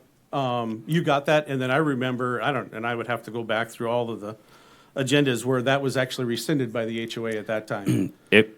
You can get approval So- to bring in fill dirt through a fill dirt form. Sure, right. Through which Yeah. we did. But I remember also getting an email that's saying, hey, they rescinded. That was because part of the dirt was into the drainage easement that we had to have removed. It was just there was some water flow things that some of the dirt had just Yep. gone over that we had moved back afterwards.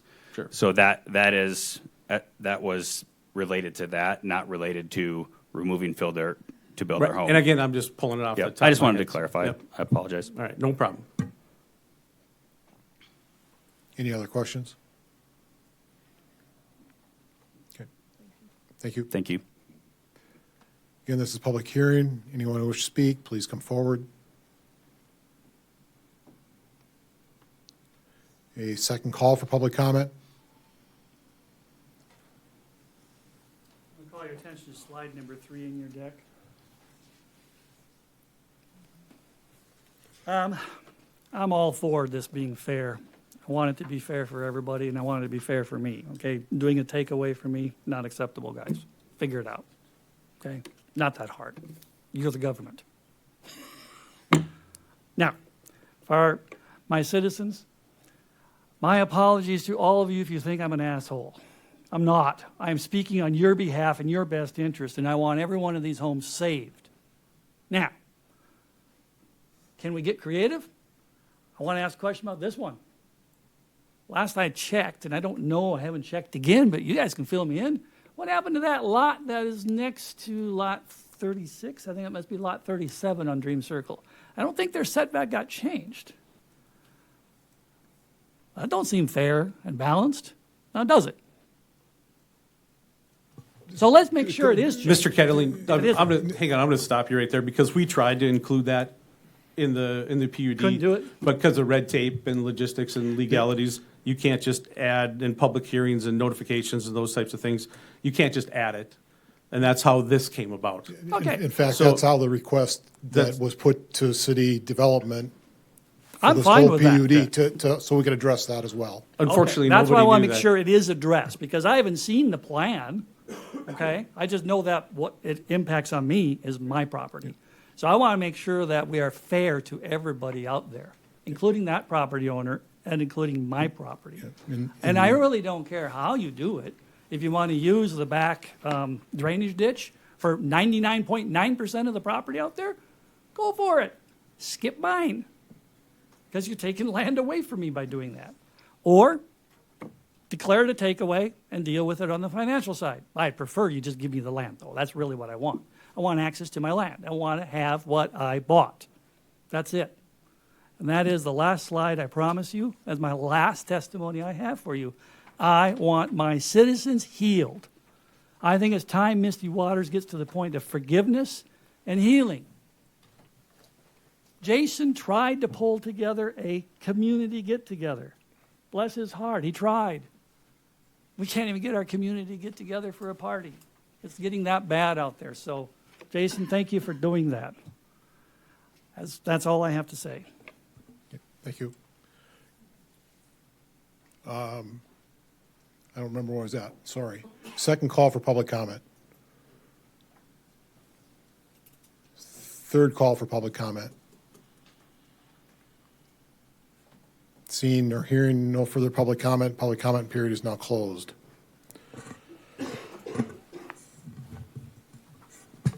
Commissioner Zinker. Mayor, Commissioners, Ben, can you come to the podium, please?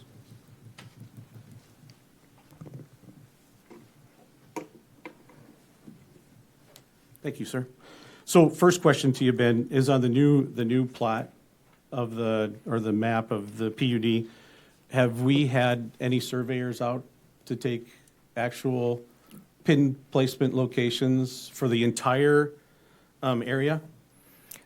To my knowledge, Mayor and Commissioners, we have not, as a city, sent any surveyors to place pins.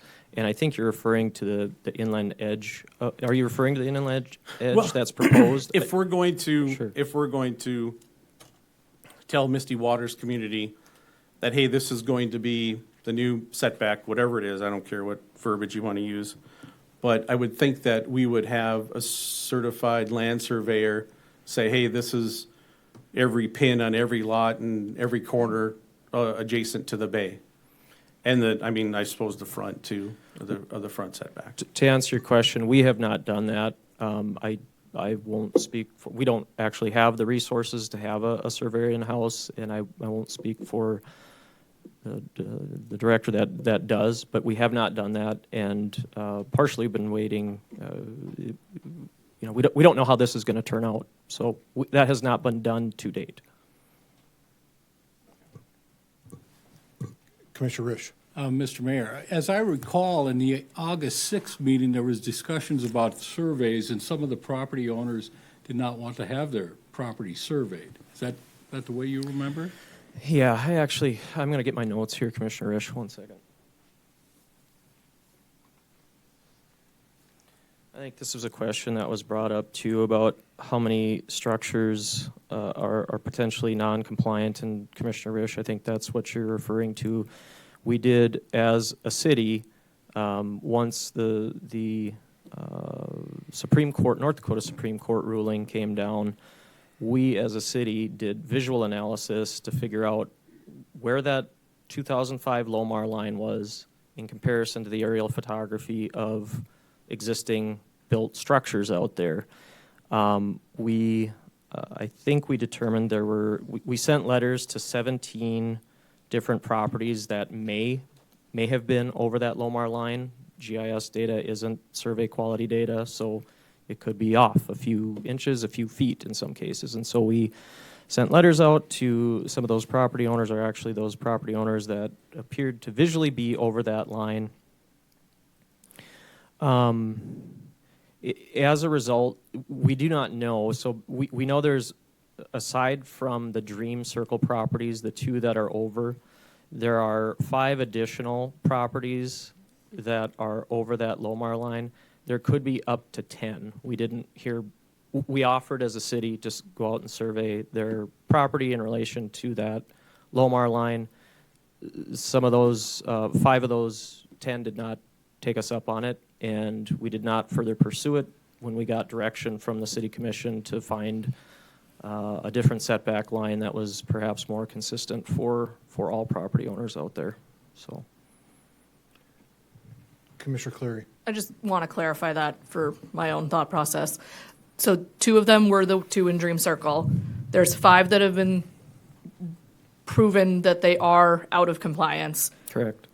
And there's an additional 5 on top of that that have not been, other than like GIS measured, they haven't been surveyed. That's correct. But viewpoint of GIS would say that they potentially are. They're close, yes. So then when you get to 17, there's 5 more that I'm assuming we thought were out of compliance in GIS, but aren't? Because we said 17 Correct. at some point. Some of them were confirmed deemed, not to be. okay, Yes. okay. Mhm. Just wanted to clarify that. So, Ben, question I have is with regard to the inside edge of the drainage easement, because that was the line that was established, I think, if I'm saying that right. Where is that in relationship to the lot pins themselves? Is there a consistency from the lot pin back of the lot? Because normally when I think of setbacks are based off the edges of the lot, not some other defined line. That is a great question, Mayor. I can't answer that honestly. The first PUD that was approved identified a 30-foot setback from basically the rear property line. In 2006, that changed to the Lomar line. The Supreme Court has identified that as being the 2005 Lomar line. So I don't actually know if property pins have been placed in the 2005 Lomar line or not for properties in question. So, Commissioner Zinker. Mayor, Commissioner, Ben, that's exactly my point about the survey. We don't know. Even the homeowners out here probably don't know. Well, maybe some of them do now because they went and found those things to make sure where the heck those things are, right? And that's part of the problem with approving this tonight, is that we don't know. We're just going off of a GIS system, which we all know is not exact. So for us to be able to do this and to make sure that, as Mr. Ketterling put it, we're not picking winners or losers, we should know exactly what we're trying to govern from this day moving forward. So my further follow-up on that, Commissioner Zinker, would be, let's, for the matter of point here in time, if we say generally speaking, the inside edge of the drainage easement is the general line, but we know there could be 1, 2, 6 lots that are out there where that moves their setback up from the water. Can we, if we were to go out and say, okay, here's this, but on these people, so we don't remove some usable space, we set pins and redefine the setback line? It appears to me we're far enough off the water in all those cases where the back edge of their lot that, which I would typically think is a setback line from, is where the pin's at in my lot. You can't build into the setback area anyway. I don't know, I'm spitballing. Oh, I'm sorry. I don't know if that was a question for me. but Well, it is kind of a question. I don't know if we can even do that. To answer your question, that is possible to do. We didn't identify that as the course of action because it has always been understood that, at least up until this point, you can't build within that drainage easement. Now, individuals are starting to release that drainage easement, so it's becoming a question. And so I think there's roughly 12 lots where the inland or the 2005 Lomar is closer to the water than the inland edge of the drainage easement. But to answer your question, we can identify any line you want. We just have to survey it and legally describe it so people know where it's at in the future. So I would like to get to a point where I get it, the Lomar line, because it's elevation related, is going to potentially set differently on every lot, which means setbacks are variable by lot, potentially, unless everything was graded out to the same elevation, which they aren't. But it would seem to me that maybe we're moving in a direction if we may have to redefine this line, but get it so it's got a meets and bounds. We aren't reducing anybody's buildable space if they can meet whatever flood requirements there might be. I don't know, I'm just throwing out, Commissioner Conley. When we have a street project and or things, the conversation always comes up. These are the options, and this is the safest. So if we take an empty property right now, and we look at it, say it's the 100-year flood, is it safer to build based on the setback from the 2005 line, or is it safer if we change it to what's being proposed? Mayor and Commissioners, Commissioner Conley, do you mean safer in terms of flood risk? Yeah. Regardless, and Brady can speak more to this, if you were to build out into the 100-year floodplain, fill would likely need to be added regardless to bring your property out of that 100-year floodplain. So you would need to build at an elevation that would be out of that 100-year floodplain regardless. So the risk level would be the same. It would just be more expensive for the property owner, in my opinion, to develop it to that point. But then there's potential, like it's been mentioned before, ramifications. I lived in the eastern part of the state in '97, and some of the reasons why Grand Forks ended up with the challenges they had was because of some of the diking that occurred further south. So it's things that you can't keep up with. But with that being said, I've been told that even with supplement, the max payout on, say, a FEMA claim to an individual homeowner is roughly $270, $280. And all of these homes, if a flood was to happen, they're not even going to come close to replacing their losses. So I'm still in the same frame of mind as last time, to where we could have answered this question before. Don't tear any houses down. Sometimes, once something becomes ugly, you can't fix it to a less uglier stance. This has been a long time. Just don't tear any houses down. Let's move forward. I don't know if, even if we surveyed the pins, that we get to a better option, because somebody wins, somebody loses. Commissioner Risch. Mr. Mayor, Ben, even if we wanted to survey all these lots, and some of the landowners, or lot owners, property owners said no, could we go on there and survey them against their wishes? Thank you, Commissioner Risch, for that question. We would need their permission to enter their property, and obviously that's one of the reasons we haven't surveyed some of these 5 lots in question is we haven't gotten their permission.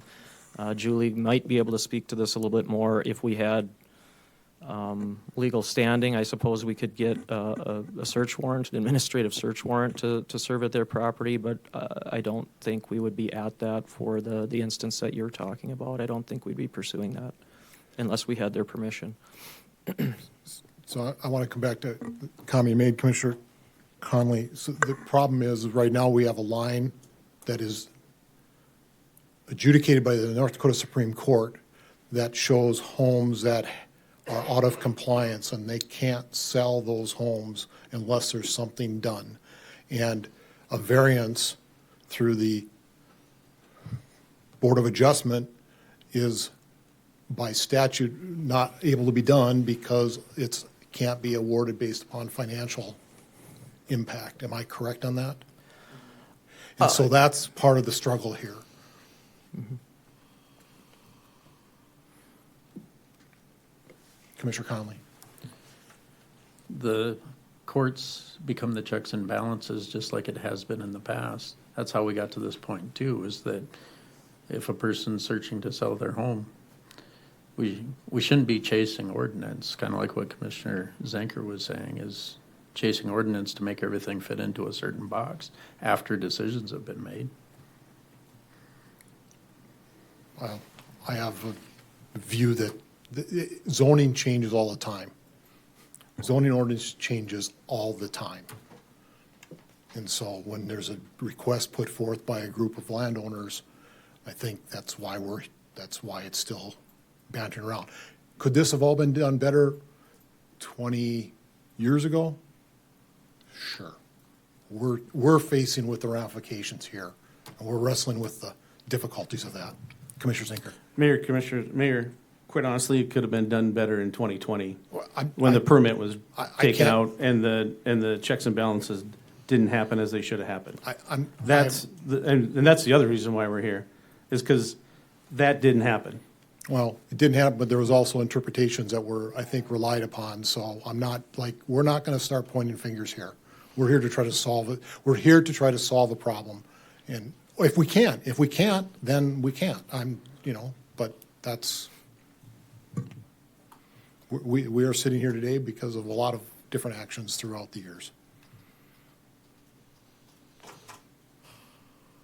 Commissioner Clary. Mayor, Commissioners, I guess, Ben, I'm not sure if this will end up being a question or if I'm just going to think out loud for a little bit, but to the mayor's point, there was misunderstandings. It sounds like when a house was built in 2009, 2015, there's multiple Lomar referrals, different years. We obviously had this error in 2020. I guess I would like to get to a point, whether it happens tonight or not, where we are able to move forward. I was hoping that this new proposed line would get us there because I think that it brings those homes that are incompliant. I think even the people who are opposed to that line here tonight do not want to see homes torn down of their neighbors. And rightfully so, they blame the city for all of that. Errors were made, misunderstandings happened. I just want to be able to move forward from it. And so I guess, I think that the mayor was alluding to it, but is it possible to get to a point where we're using this new line, but not exactly how it's drawn right now, where we're adjusting it as needed to the few properties where we are rescinding their line versus pushing it out, where we are just creating that new setback so it makes sense for the existing homes. We're not removing properties from the ones that we would be with this new line, and it makes sense for the future, like the vacant lots that are still out there. I know they reference like bringing in fill dirt and someone's going to put their house way out there, and like I understand that concern, but also at the same time I think we need to get to a point where it makes sense and we can move forward and we don't have people out of compliance, but we're not taking away from others too. And so I'm just wondering if there's like a middle ground, if we can, to one of their credit, think outside of the box a little bit instead of just taking a line that potentially is already there and using it instead of the Lomar. Can we adjust that accordingly? Yeah, thank you, Mayor and Commissioners, and Commissioner Cleary. Yes, to answer your question, whatever line you want us to identify, as long as we can get on, a property or get a legal survey or a survey done, a surveyor to develop a legally defined line, we can do that. So I think what you're asking is, rather than go to the inland edge of the stormwater and drainage easement, maybe just keep the setback where it is and deviate around those homes that may be potentially over that line. Is that what you're asking? I think that, like, depending on what starting point makes more sense. If we start with the line that is law right now, and we deviate for the homes that are out of compliance, which I feel like kind of already did for Dream Circle, or do we take the proposed line and before we make that the new line, we adjust that accordingly to the few homes like Mr. Ketterling's that would be unfairly shrunken, where we're just adjusting that line because then it maybe is more uniform. I think that my desire a few months ago when we were talking about this new line was when we adjusted Dream Circle, I wanted there to be uniformity throughout the entire development, and we weren't going to have like this home's a PUD, this home is a PUD, like we're just adjusting the ones that are out of compliance, if that makes sense. That makes total sense, and I think that's maybe the conversation that we took from last August was like, let's find a consistent line rather than weaving in and out of properties, and so I think that's one of the reasons we ended up where we are with that proposal in front of you today. But if there's a more surgical way to do this, Well, I think we're open to that. I think we heard tonight, I think there is a little bit more surgical way to go about it. I think if there's 12 lots or whatever, someone can identify those specifically and make sure that we put their setback line back to where it was or so it's more appropriate, and we solve the outlier lot on Dream Circle this way to give that person back the additional space that they may or may not want to build and add on to. And it's not going to make everybody happy. I'm well aware of that. But it's, I feel like we're left with trying to put the pie or the piece of the puzzles back together and create something that is workable. I don't know if you need a motion now to do that, or if it'd be better for you to redraw the lines and let us continue this hearing once those lines are drawn and we enlist whoever we need to in the city to help survey it. If you all are comfortable from at least a consensus standpoint, I think we can maybe identify a couple options. One that I think I understood Commissioner Cleary talking about, maybe deviating from the... My preference would be that, because, to Mr. Seller's point, a majority of these homeowners agreed to this new line, but there obviously are a few that it negatively affects. So can our starting point be that new line, and then we just try to address the ones that need that line tweaked for their property, and we're just creating this new line that the hopes would be works for everyone. To Mayor's Yes, point, So I think I'm understanding. everyone's happy, You but- want us to start with the inland end of the stormwater and drainage easement and deviate around those 12 homes whose Lomar is closer to the water than the inland edge of Yes. that drainage easement. Is it? I believe so, yes. That'd be my desire. Okay. Commissioner Brish. Well, Mr. Mayor, Ben, maybe it's better to take what you've proposed tonight, identify the ones that are adversely affected, and just deal with those. Yeah, I think That's that, what we're I think Well, you're all saying the same I thing. didn't understand it that way. Yeah. I did a bad job describing that, so sorry. Yeah, I think, yeah, what Commissioner Risch is saying, where we're starting with the line that was agreed upon by the majority of the homeowners, the line that was presented tonight, and we're adjusting, because I think that number of houses that are negatively affected by this new line is even less than the houses that are out of compliant with the existing line. So I think would be even. Well, it's not reducing it. It would Right. not reduce their buildable space, and we would not cause any homes that are currently in already built states that have an out-of-compliance structure. Commissioner Zinker. So with that option sort of on the table, and we're just gonna move lines randomly so it all works out, what are we gonna label it and how's it going to be fixed? Right? Because you can't, because in 2040, someone's gonna come up with and say, hey, this line was moved, but we just arbitrarily moved a couple lots. Well, and that just doesn't seem to be any logic to Can we me, stick? or can practicality. I mean, this would be a question to us, I guess. We could authorize this. Can we go out and cause the surveys to occur and have pins stuck in on that line? On those spots on the lot? In my opinion, that's the only way to Well, solve it. because that's because it becomes then something that can be located. Right. It's a fixed point, which I think we would all agree with that needs to be done here instead of arbitrary line. Not arbitrary, but a delineated line. So. And I don't know if that was a question, Commissioner Zinker, but right now in the PUD, the name of this quote-unquote line is left blank. Basically, it becomes a document record, or whatever the recorder's office labels this when it gets recorded, that's what it gets referenced as. So. But we could then, it would be great if there were markers in, I think, pins that on either side of the lot, those pins are for the line. I know that's a cost, but Lord knows we've spent enough money on this already. Might I suggest maybe the next step is to just come back with you with a revised map of what this could look like, and I mean, we can come back, next meeting with that. We can continue map. this hearing. It wouldn't be necessarily legally described, but we could come back with a map of what the future line would look like. Okay.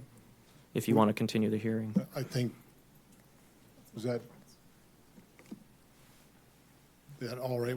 Okay, I think we will then, Commissioner Conley.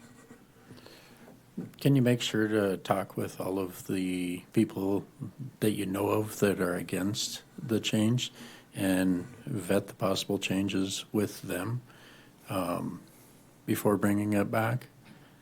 If you'd like to do that, it's going to take longer than next meeting, so.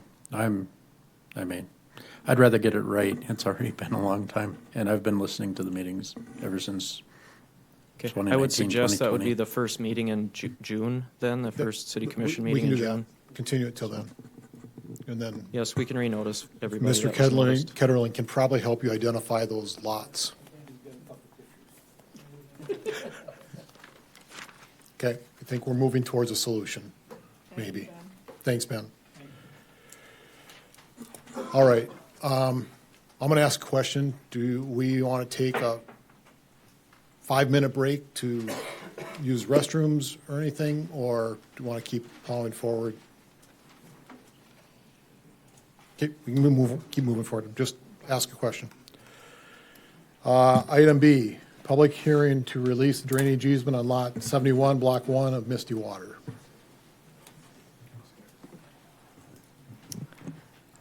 Good evening, Mayor and Commissioners. Please excuse my pronunciation of this name. Richard Sconsby. is requesting release of the 20-foot drainage easement on Lot 71, Block 1, Misty Waters. The property is located northwest of Bismarck, west of Burnt Creek Loop, southeast of Serene Circle on the east side of Misty Waters Drive. The original easement was granted with the plat of Misty Waters, which was recorded on September 27, 2005. By city policy, release of any easements other than franchise utility easements requires a public hearing with the city commission. Owners of adjacent properties have been notified of this public hearing. Staff have not received any formal public comments regarding this request. However, staff did receive one call from a property owner asking for some clarification on what the project actually consisted of. As a result of all findings contained within the staff report, staff find that the release of the drainage easement, as described in the attached resolution for this project, would not adversely impact the public health, safety, and general welfare and is consistent with the comprehensive plan, Bismarck Code of Ordinances, and relevant state law. Therefore, staff recommends approval of the release of the drainage easement on Lot 71, Block 1, Misty Waters. Do you have any questions for me? Commissioners? Okay. This is a public hearing on the release of the drainage easement on Lot 71, Block 1, Misty Waters. Anyone who wishes to speak to that, please come forward. Second call for public comment.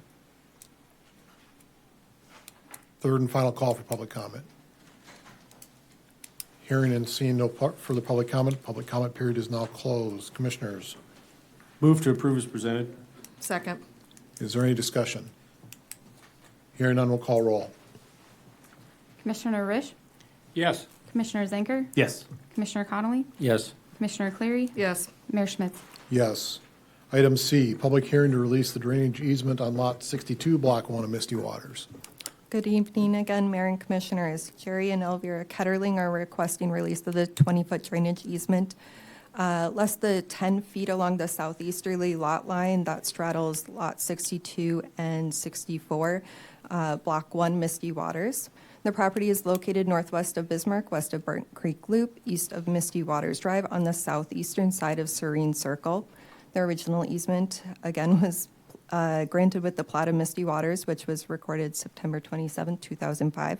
This request will not release the 20-foot drainage access and irrigation easement that straddles the lot line between lots 62 and 64. It's just a small strip there. It's about 10 feet along that line, as there is existing stormwater infrastructure within that small portion of that easement. By city policy, again, release of any easements other than franchise utility easements requires a public hearing with the city commission.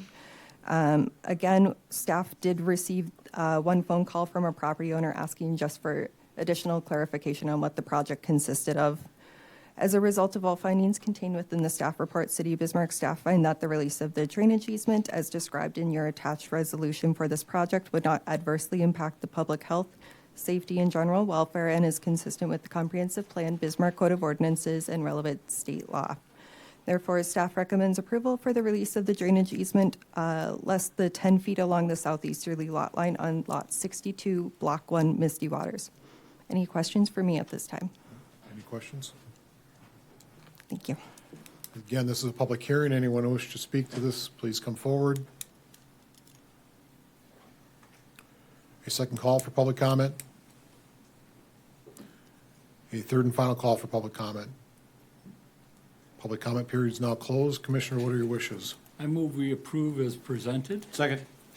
Is there any discussion? Hearing none, we'll call roll. Commissioner Zenker? Yes. Commissioner Connolly? Yes. Commissioner Cleary? Yes. Commissioner Risch? Yes. Mayor Schmitz? Yes. Item D, consider the request to receive presentation recommendations on the Ottawa Street reconstruction project and provide direction to staff. Good evening, Mayor and Commissioners. Today we're going to talk about Ottawa Street project. It's HC 174 in our nomenclature. Together we'll have Jim Jackson here with Moore Engineering give the lion's share of this presentation. I'll come back up at the end for questions and some, discussion on funding and what we're kind of laying out in that regard. So without further ado, here is Jim.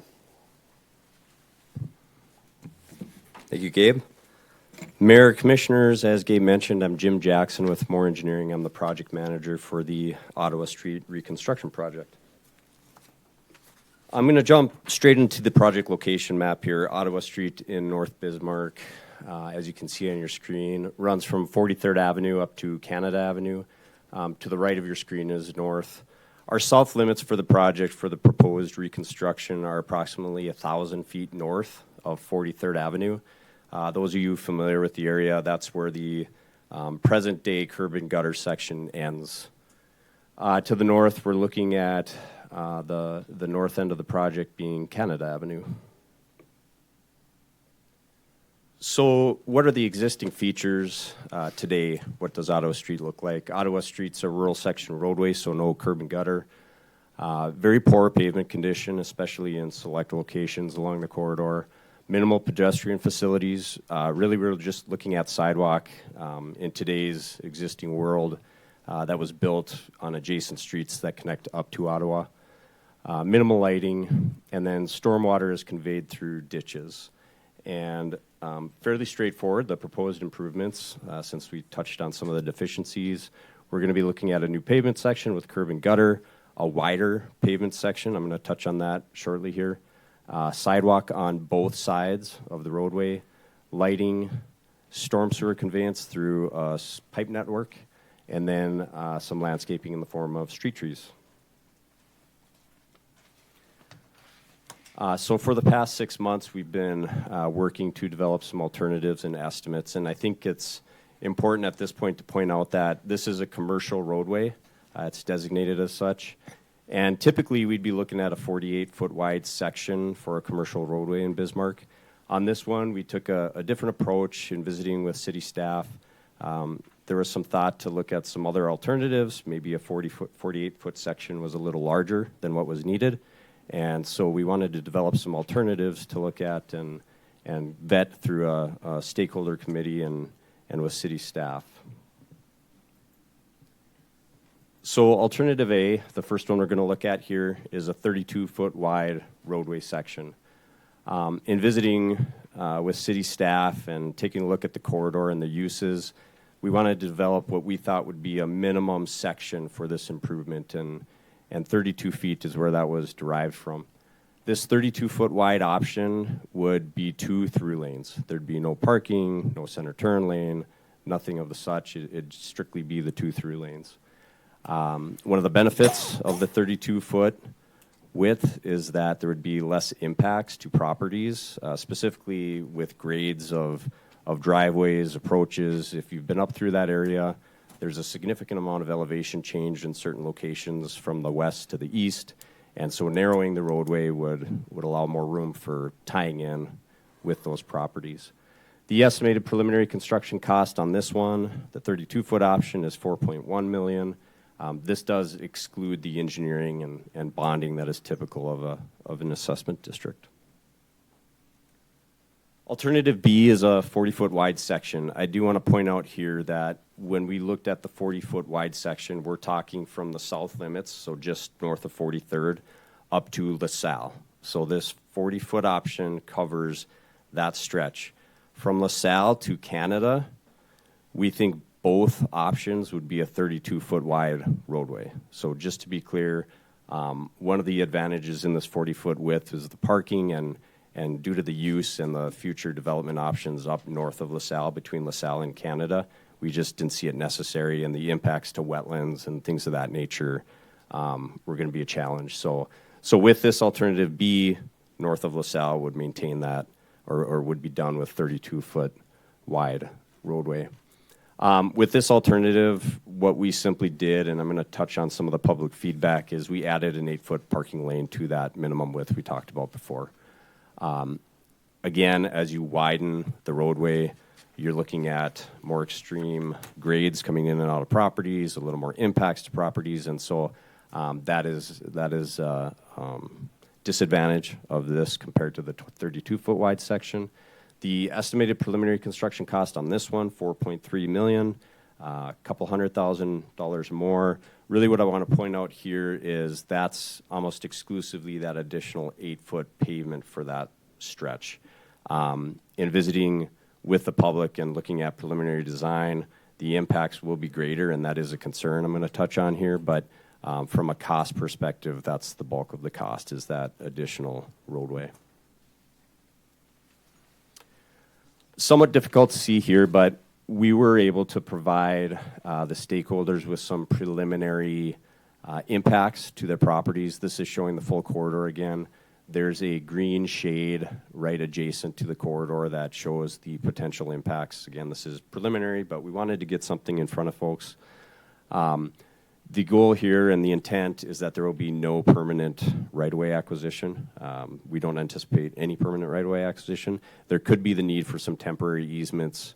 The landowners in the area that we visited with are aware of that, and there's a desire there to provide that so that we can tie in driveways, approaches, things of that nature better. Stormwater was a very significant topic, and we knew going in that this was going to be a challenge on this project. A few things I want to point out here. We're looking at 3 different management plans. There are some site-specific stormwater features that we intend to take into account, and we have taken into account with our modeling and design. And those we anticipate to remain in place and function as is. One of the biggest questions, I would say, going into this as far as stormwater was concerned was, would the existing ponds in the area be able to handle additional impervious, additional pavement for these sections? And we were happy to find out that in our preliminary model here, we think that there will be minimal to potentially no changes to the ponds, and they will be able to handle both of these options adequately. We have been working with city staff to look at stormwater features and treatment options for the facility. We'll continue to do that, and we'll look at some transition areas, specifically LaSalle, on this project as well. So our public participation approach on this project and working with the city right up front, we knew it was a little unique. So this project was petitioned into the city as development occurred by landowners in the corridor. And so once the city achieved the minimum percentage, this project was decided to move forward with this project. And so it will be special assessed. But we really want to take the approach to engage with those local entities, those local landowners, and provide a lot of opportunities for communication, be very transparent with everything, and then even give them the opportunity to visit with us and city staff on what they saw as the critical needs for the corridor. So what we did is we sent out mailings to 55 landowners. There are a few more parcels, 58 I believe, on the corridor, but a couple people own multiple parcels. So we contacted 55 landowners through direct mailings, encouraged them to reach out to other landowners they were aware of in the area. And 17 people ended up registering for what we called the Stakeholder Advisory Committee. So we worked for about 5 months, basically since late November, with the Stakeholder Advisory Committee. And we collected their input through a lot of different means and methods. We had online tools. We had websites they could go to comment on the corridor. We did multiple surveys, and then, of course, through emails and meetings and phone calls. I had meetings in my office. I had meetings out on site at individual properties, and just wanted to give them plenty of opportunity to visit with us about the project. And then what we ended up doing that I think was very valuable is we held 3 Stakeholder Advisory Committee meetings through the course of about 3.5 months. These were in addition to the public input meeting, which I'll touch on shortly here. So we gave them ample opportunity to get in front of us, express their concerns, and hear what our approach was going to be. Meeting number 1, we really just introduced to them what the project was and what we were asking them to participate in. Meeting number 2, we wanted to walk through some potential alternatives for the roadway section. It was very clear up front that we wanted to look at multiple options. The city had a desire to look at multiple options. So we really wanted to make sure that the Stakeholder Advisory Committee could basically present their wishes to us and talk to us about what was important for them on the corridor. After meeting number 2, I would say that is when we developed and narrowed down these 2 alternatives that are in front of you tonight. And then meeting number 3, we updated the impacts to the alternatives. I showed some of the maps that we had pertaining to those. We refined our costs, and then the city worked at putting together a list of estimated assessment costs that were presented at that time as well. So on a high level, we worked very closely with the stakeholder advisory committee with these landowners. These are kind of the topics that kept coming to the forefront through the course of those 4 months that we were engaging with the committee. So a center turn lane, which we proposed as an option up front and wanted to get some feedback, it was never really viewed as a necessity by the stakeholder committee. The business owners, the folks that work for them, they didn't see a strong need for a center turn lane. Stormwater was a huge priority. You heard about some of that earlier tonight. Everyone recognizes the need for some improvements along there. There's significant maintenance issues along there, and so that's something that was viewed as a very high priority. Pedestrian facilities were also a high priority. Go ahead, Commissioner Zinker. Mayor, Commissioners, Mr. Jackson. So with your note here about the center turn lane was not a priority for property owners, does that allow us in the 40-foot section to get parking on both sides of the street, or is that still too tight, sir? That's Commissioner Zanker, Mayor. Very good question. So the 40-foot option does allow for different future uses. We could potentially squeeze in parking on both sides. The way we looked at it today with the amount of truck deliveries and stuff, we're looking at the option of one side and maintaining wider through lanes in addition to that parking. Okay. If there's ever a need in the future for a center turn lane, on that 40-foot option, that would be so you something we could give do or in the take future. there or whatever. Correct. Okay. Thank Yep, you, sir. Yep. Yeah, thank you. Let's see, on-street parking, it's a good segue. So I would say of all the topics that we discussed, this was the one that was split the most. We had a tough time building consensus. It truly was about a 50-50 feedback from business owners on whether or not this would be desirable along the corridor. You heard from one of the business owners tonight. There are a few businesses that really see that as a value on the corridor. Other businesses didn't think it was worth the cost. They were concerned about some of the impacts to the grades of their approaches and boulevards and things of that nature. So that one was truly split. Lastly, I do want to point out, because it was a topic a lot, was access to the businesses during construction. This is something that we recognize that access will be maintained and need to be maintained throughout the course of construction. That's the livelihood of these businesses. We'll be doing that. We don't have detailed phasing or anything of that nature yet. That'll come in the design phase.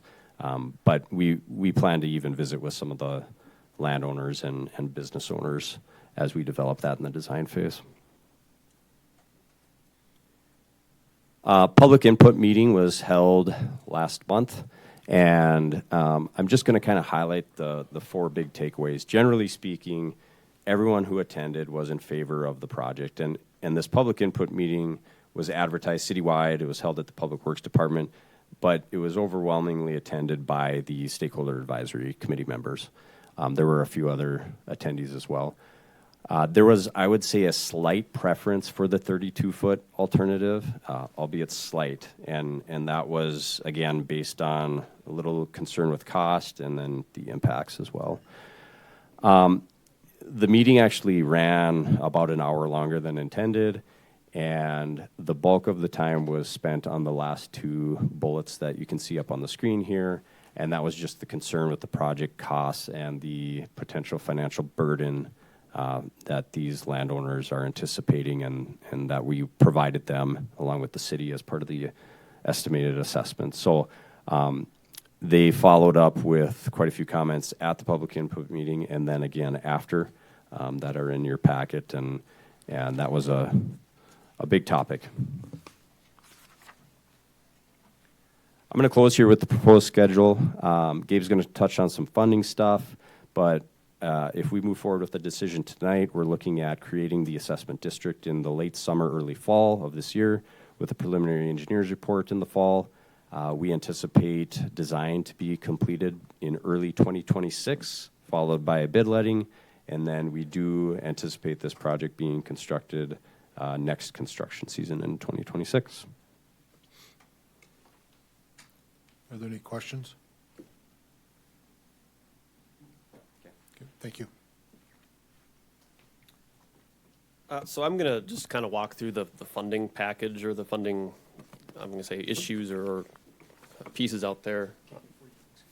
Go ahead, Commissioner. Mayor, Commissioners, Gabe, just to extend on the proposed schedule, construction in 27, probably chip seal in, or excuse me, construction in 26, probably chip seal in 28, then, or 27, then special assessed in 28. Would that be correct? Mayor's Or are you Commissioner, gonna- is that concrete Commissioner street? Zanker, it'd be an asphalt roadway, so yes, we'd have a chip seal. It would kind of depend on what we put into the contract. If we're able to have that work done, all of it done and complete in the 26 season, that would be a goal. It is very likely that we'd have some carryover work that would need to be performed in 27, which would then push that special assessment finalization to be 27 and with the first installment in the 28 timeframe. Thank you, sir. So as Jim alluded to or mentioned here, the funding source for this project is special assessment. That's the primary one. We did include in our 2025 budget a cost share. This is kind of a unique project for us also. Our special assessment policy both describes how we convey and determine benefit to properties, but also describes the percentage of city participation for various projects.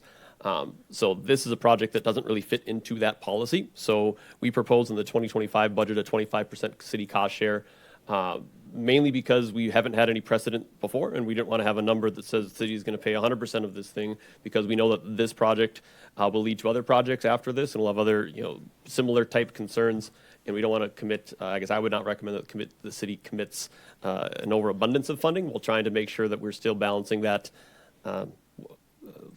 Balancing act between what is appropriate for that property to pay themselves, because they are benefiting from this improvement. To what extent is their benefit compared to what is maybe a general benefit that the entire community experiences? But we do have, as Jim mentioned, we have 22 commercial properties and 36 residential condo parcels. That's all within just 4 buildings. So all of the residential parcels, as we look at them here today, are the residents of those 4 buildings. So as we just took our typical special assessment policy as it turns into divvying up the share of this project, we did find commercial properties having a range of $50,000 to, as you heard earlier today, and we can confirm here again, $700,000 depending on some of those properties based on their parcel square footage. So those commercial properties are assessed on the square footage. And so a larger parcel obviously would have a larger assessment. We looked at the residential parcels on a per each basis, and so each unit under the 25% city cost share, and the preliminary estimate of this was the $4.3 million version. The 40-foot road had a $15,000 assessment.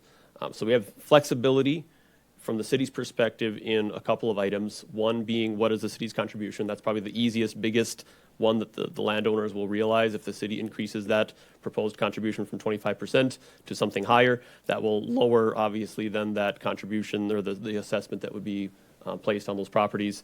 We also have some abilities to talk about the terms of how long this assessment should be. Typically, we use new construction in a 15-year term. There could be discussions or merits to having a different longer term that might still put that same dollar amount on that property, but gives them a longer period of time to pay that assessment off. So those are some of the levers that we have at our disposal. My thought process through this project so far has been to not commit the city to a certain percentage prematurely, because I view this project to be, especially now with our timing, how we're coming up into our budget season, to be almost intertwined with all the other needs that we'd have at the city, and I wouldn't want to commit that the city will pay something above 25%, 50%, 75%, 100%, whatever that number might be, without taking into concern the other projects and other priorities that this board has to weigh at that time. So my recommendation is that we'll have something in the 2026 budget. This will be a line item project, the HC 174 Ottawa Street reconstruction project, with a number that will not be the 25% cost share, but will be something likely higher, but then the justification of why we would pick that number, so that we aren't setting ourselves into a precedent-setting experience where we are now paying X amount for every single project because we did that on the Ottawa Street project. So trying to find what's unique, what's different, what's special about the lot makeup, about the parcels, about the improvement itself, and try to make sure that we can identify those areas as the reasons that we would be contributing higher. And if those circumstances exist on a future project, I think it's entirely appropriate for us to consider treating the next citizen the same way. But if that next project doesn't have some of those same extenuating circumstances, that would give the city some ability to say that one's different, and that's why we're going to have a different number for whatever that future project might be. So we're making decisions both for this project, but not trying to set ourselves up for potential problems in the future as well. So any questions with the funding approach probably before we move on to the recommendations? Commissioner Conley. From 43rd until where this project begins, that was specially assessed? Mayor, Commissioners, Commissioner Conley, from 43rd to where this project begins was likely special assessed. When we redid 43rd Avenue as part of the half-cent sales tax, it was a combination of federal funds and city sales tax that paid for that. We didn't build the road in front of Ace Hardware or Cashwise as part of that project. We just tied into whatever was there. And I guess I can't speak to if before it was special assessments or developer paid, but it was not a city contribution towards that existing street section. Okay. If I could get clarification in that in the future, how that all played out, that'd be great. Okay.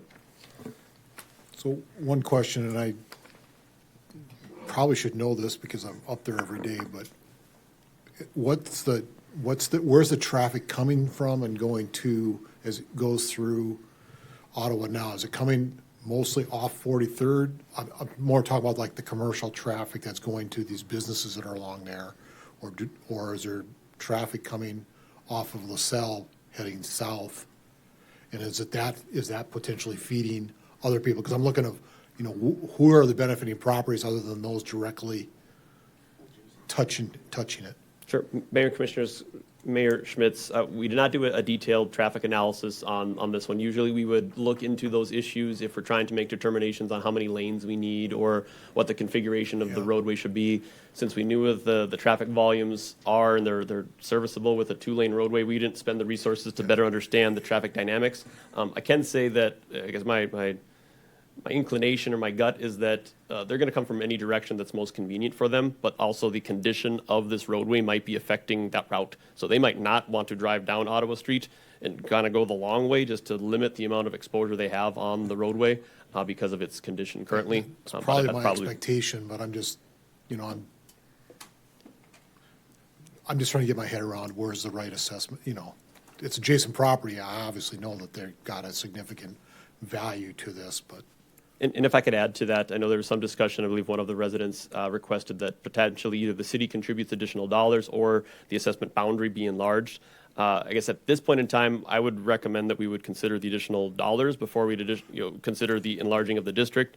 Right now, the district is petitioned enough to move forward if the commission elects to move forward with it. If we add additional properties to that, we would find ourselves needing a resolution of necessity, and then bringing in all these properties, if you went, a mile east and west or whatever that might be, would bring all of those additional folks into the discussion, and they would have the right to protest that improvement. So at this point in time, I wouldn't recommend that. I'm but more it's inclined just thinking globally from a city perspective and knowing the businesses that are up there.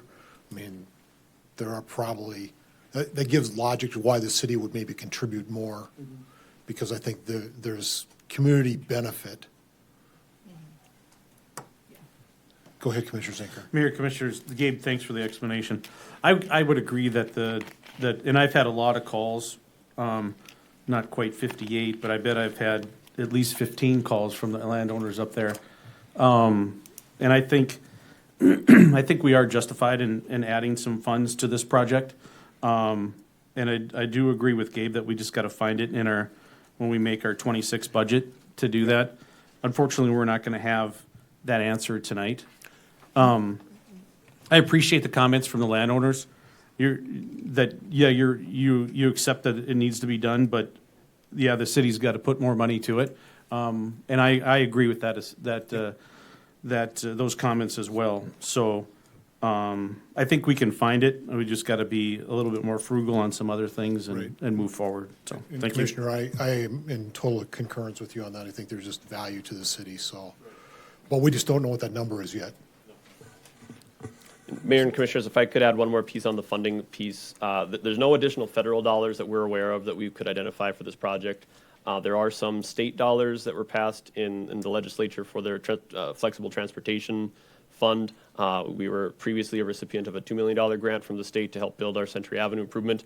We also applied for that same amount of money on 2 other projects and didn't receive any dollars for those other projects. But we would envision, as long as that program is still available, to apply for that.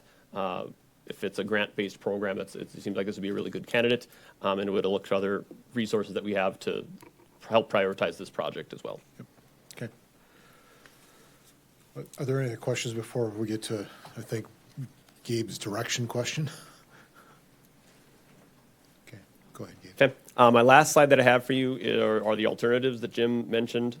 So the build alternatives in all of these would include the roadway, the sidewalks, the storm sewer, the lighting, the street trees. Just maybe pause just to reflect on that piece of it itself is kind of unique when we then look to compare what's an appropriate special assessment for another commercial type property, when we might have multiple assessments that would get the sidewalk completed, would get a roadway completed. You know, later on in that parcel's life, the lighting system might come online. Street trees would typically be paid by that developer or that owner when they develop their site. So we're kind of lumping all of these things in together, and so that's another thing that we're trying to be mindful of, is how many of these things would have been their responsibility, and we really just let them delay the installation of a street tree, for example, with every single site plan, because there wasn't a boulevard for us to put them in. So that's just one element I wanted to bring to your attention. But we have 3 alternatives, the first one being a no-build. If you elect just to not move forward, or you want some other alternative, let me know. But the 2 build alternatives are the 32-foot roadway reconstruction and the 40-foot roadway reconstruction, with 32 feet north of LaSalle, as Jim mentioned earlier. When we look at this, and where my recommendation will lie is in the kind of a value proposition, that the difference between these two is pretty marginal in the terms of dollars, and the impacts between the two, I believe we have ways to mitigate that with the placement of the sidewalk, with the placement of what we can do. There might be a spot here to say, wow, that's a retaining wall, or let's go talk to that landowner and bring that road in a couple of feet to avoid some of these impacts. So I would rather start with this 40-foot roadway reconstruction as our template to start from, and look for ways during that design to minimize the impacts, or at least mitigate them if we can't avoid them. Due to the flexibility that 40-foot road will give us. If that means parking on both sides with some select no parking near driveways, that could be a proposal. If we want to have a more wide open roadway that's really easy for trucks to maneuver, great, that 40-foot will help with that too.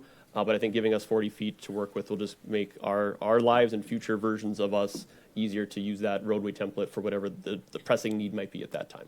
So my recommendation would be to pursue alternative C for this project. And I guess with that, I'd take any other questions you may have. Commissioners? I can say I kind of prefer the alternative C, with, looking at probably some options as we can go along in life of the road, that there could be parking, and then ultimately maybe it has to be moved for a turn lane or something. But Commissioner? I'd agree with C. I mean, it's minimal cost, additional cost. Yeah, I think it sets us up better for the future, or having it set at 40 if we have to have that turn lane. And I also think, being an active user of the businesses up there, the parking, people are parked on that road a lot. So I think taking all of it away, to the gentleman that was up here earlier, would be a detriment. So I think it's something to consider too. Commissioner Conley? I would move for option C, on the contingent that we have a viable financing option. Kind of approving something before we know what that looks like completely, I don't think is fair. So that would be my motion, is that we bring it back with that final financial contingency. Bring it back When they have answers. It'd be at budget time. Yeah. Which we're right in the middle of. We're starting. Yeah, I'll second that. Okay, we have a motion, discussion. So with that financial contingency in there, it basically, Gabe would have to come back to us if we don't end up with something in the 2026 budget for it. Is that what we're saying? Well, so Mayor, that's the Commissioners. question I have, but Go ahead. Since it's my portfolio, I will tell you that we will take funds and we will find funds for this project. I mean, we will make, I don't know what that dollar amount's going to be, but before I walk out of that budget committee meeting, there will be funds for this project. Yeah, I think we're all in agreement, so we're gonna Right. figure it out, but Right. it just, like, logistically, that's what the motion is meaning, that if for some reason that were to not happen, which I don't think anybody thinks it will, but that then Gabe has to come back to us and say, now what do you want us to do? Right. Because of the way the motion is. My I would- concern- yeah, my I would concern- agree. My concern is on the contingency, because I don't think it's a contingency, like, the property owners realize that we want to get this done. It's how much the city's going to contribute, and we will figure out what that is. So I don't understand why we need a contingency. That's my opinion. Sure. So, Mayor and Commissioners, so for example, of all the people that called me on this project, they were, they were saying that we need it, but one of the things that was common too is they were very complimentary of Moore Engineering and how they handled it. So I think we got a very good communication line with them. And once we figure out what we're doing from a budget perspective, even prior to the budget being approved, I am 100% confident that we can communicate that with those landowners through Moore and then move forward from there. So, go ahead, Commissioner. Part of the reasoning is the different businesses over time, like say Main Street corridor that protested out on theirs and things, is that they all know their own budgets, and if it's a good year, it's a good year. If it's a hard year, and with everything in the economy being so up and down, I don't like the thought to where, because of a city decision, we place a hardship on a business that literally could be them making it or not making it. And that's why the contingency.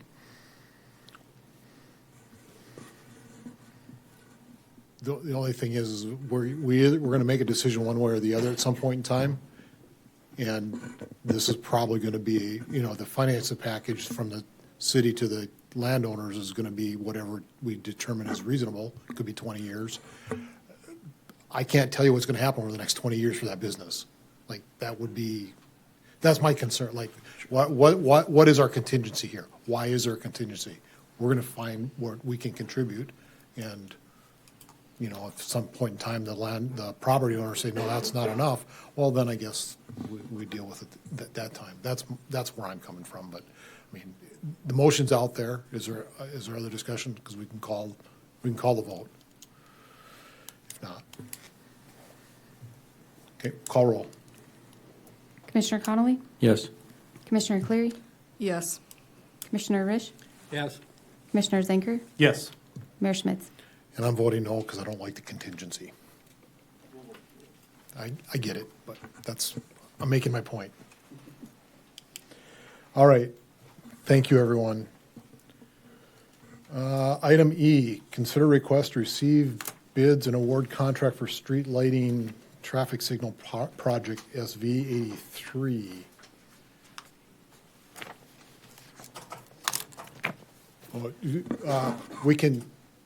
We can take a break.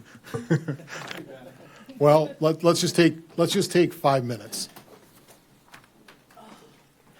Maybe we'll be back faster than 5 minutes, but. Okay, we're back. We're back on the record. Okay. Go ahead, Gabe. Mayor and Commissioners, before you is the award for Streetlight and Traffic Signal Project number 83, which is our 2025 fiber optic interconnect. We had two bidders on the project, and our low bidder was Edling Electric with a bid of $178,000 even. Our recommendation is to award to Edling Electric for $178,000. Take any questions you may have. Move to approve as presented. Second. Is there any discussion? Hearing none, we'll call roll. Commissioner Cleary? Yes. Commissioner Risch? Yes. Commissioner Zenker? Yes. Commissioner Connolly? Yes. Mayor Schmitz? Yes. Next item is discuss and receive direction on the recommendation from the Transportation Steering Committee.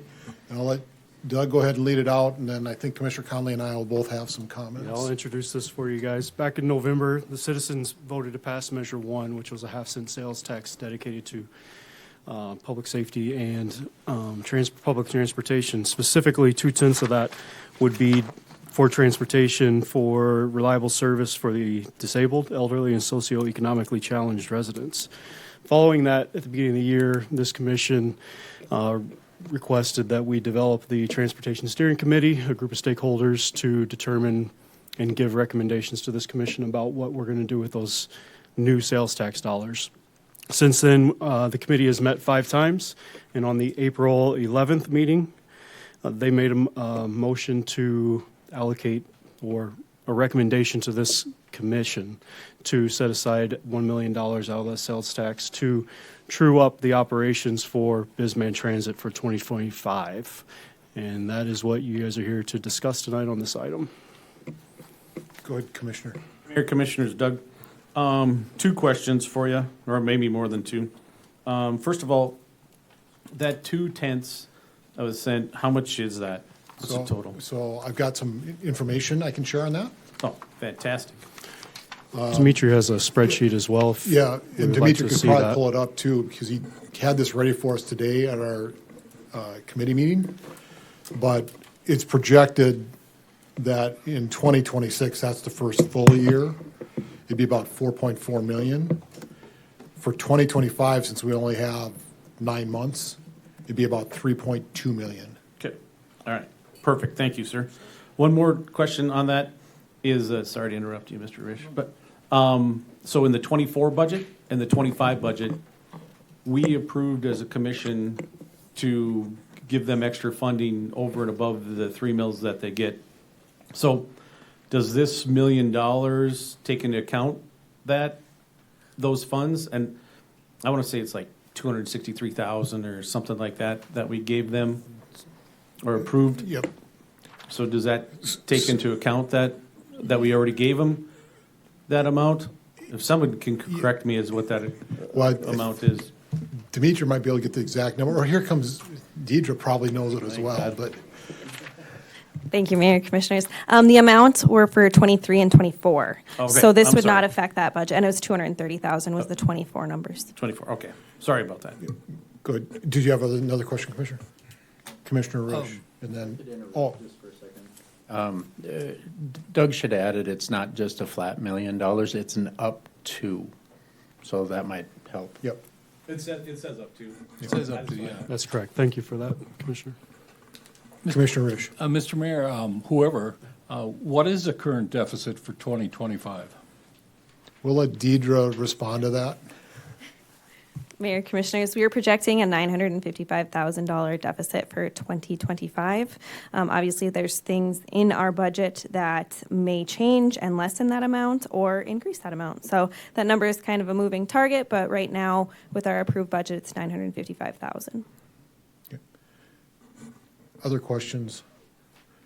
So what the steering committee recommended was that up to $1 million be made available out of the 2025 collections, starting once the collection starts, so however we allocate that out.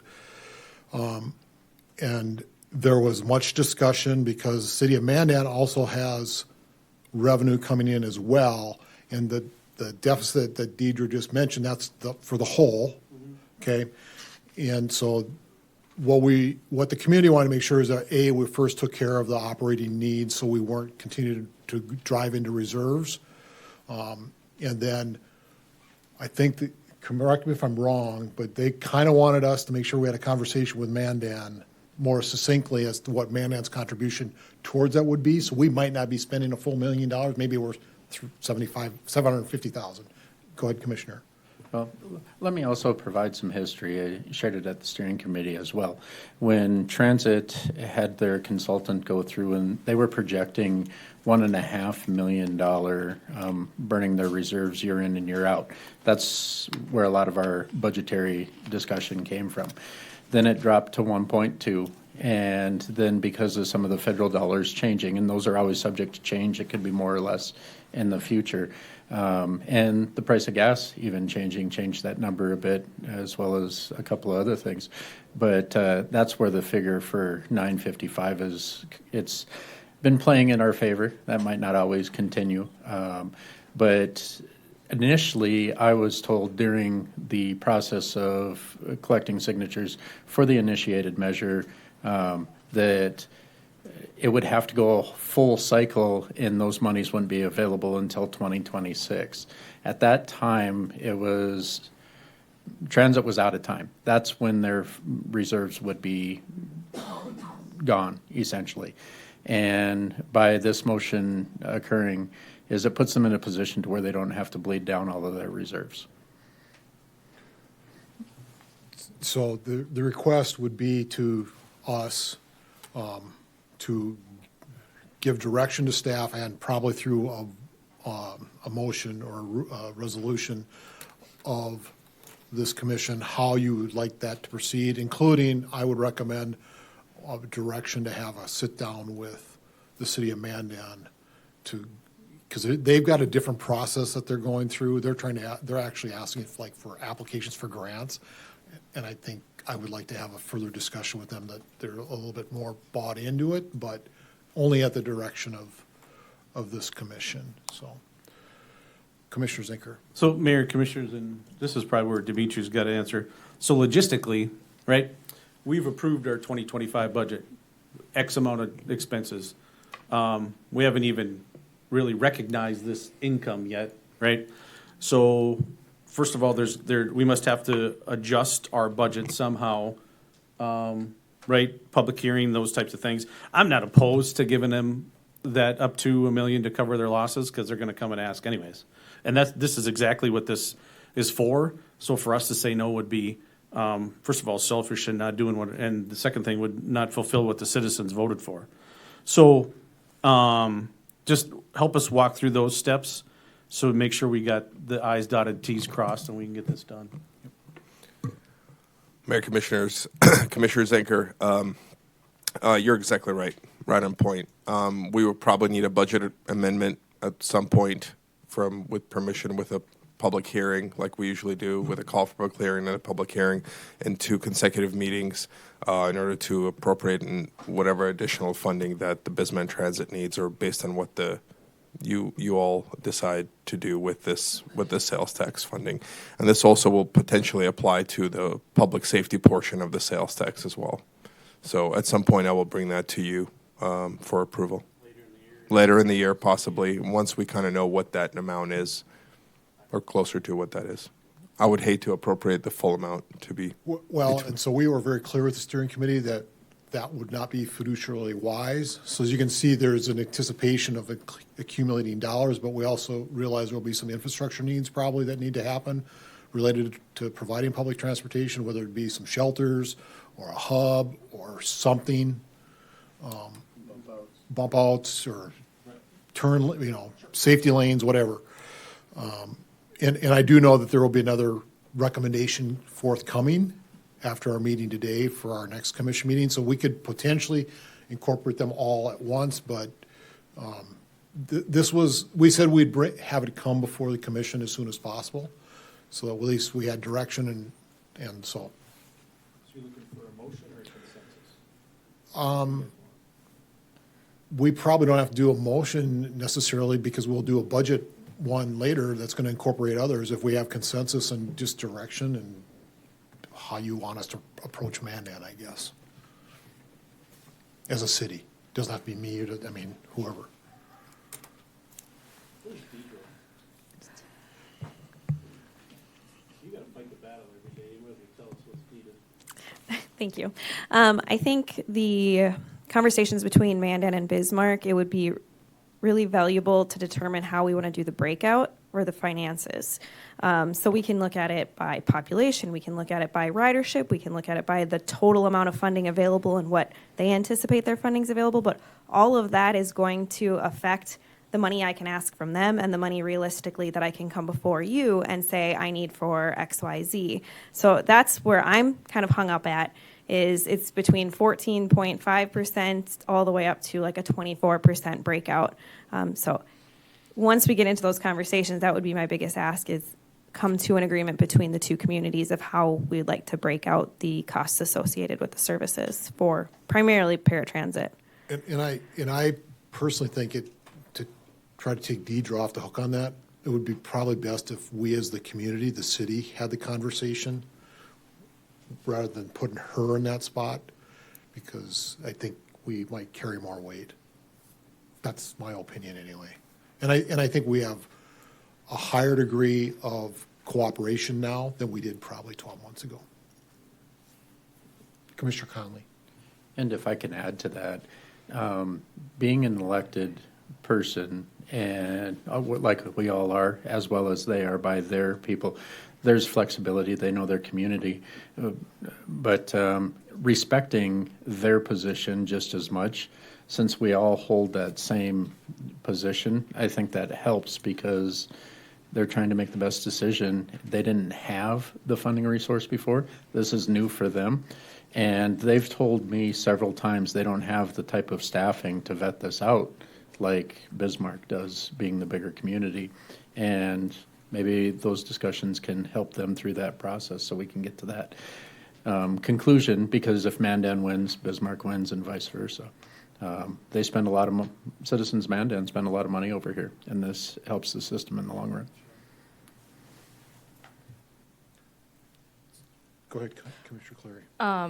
I guess I would agree with what you said. I think that deciding that percentage should be a conversation that we have with the city and kind of take Deidre out of it, where us and Mandan can come to terms with, is it based off of population, or is it based off of ridership, or is it based off of number of routes? And then we can decide what works best. And then that way Deidre just has a percentage to work with. But with that being said, I also am perfectly fine with the up to $1 million as far as that goes. If that's what we need to decide moving forward, create consensus there, I'm comfortable with that. And I want to make sure that public transportation is provided, and we have the resources now to make sure it happens. And like I said, there will be another recommendation coming at the next commission meeting. You didn't have time to get a memo out to you today.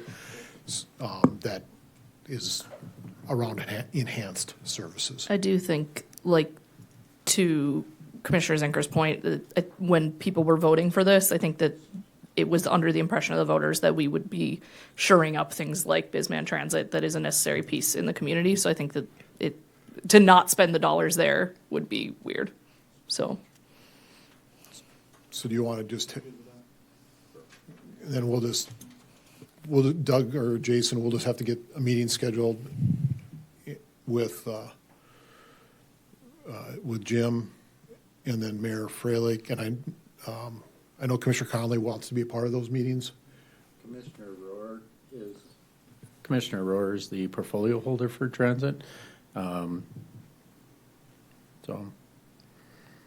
then we can start the process, and hopefully, once we start having dollars coming through the door, we get to actually start transferring some funds. Okay. I think I have what I need. Okay. Yes, sir. Thank you.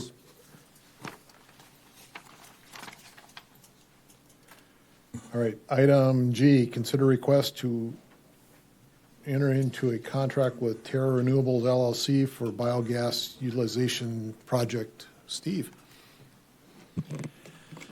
Good evening, Mayor, Commissioners.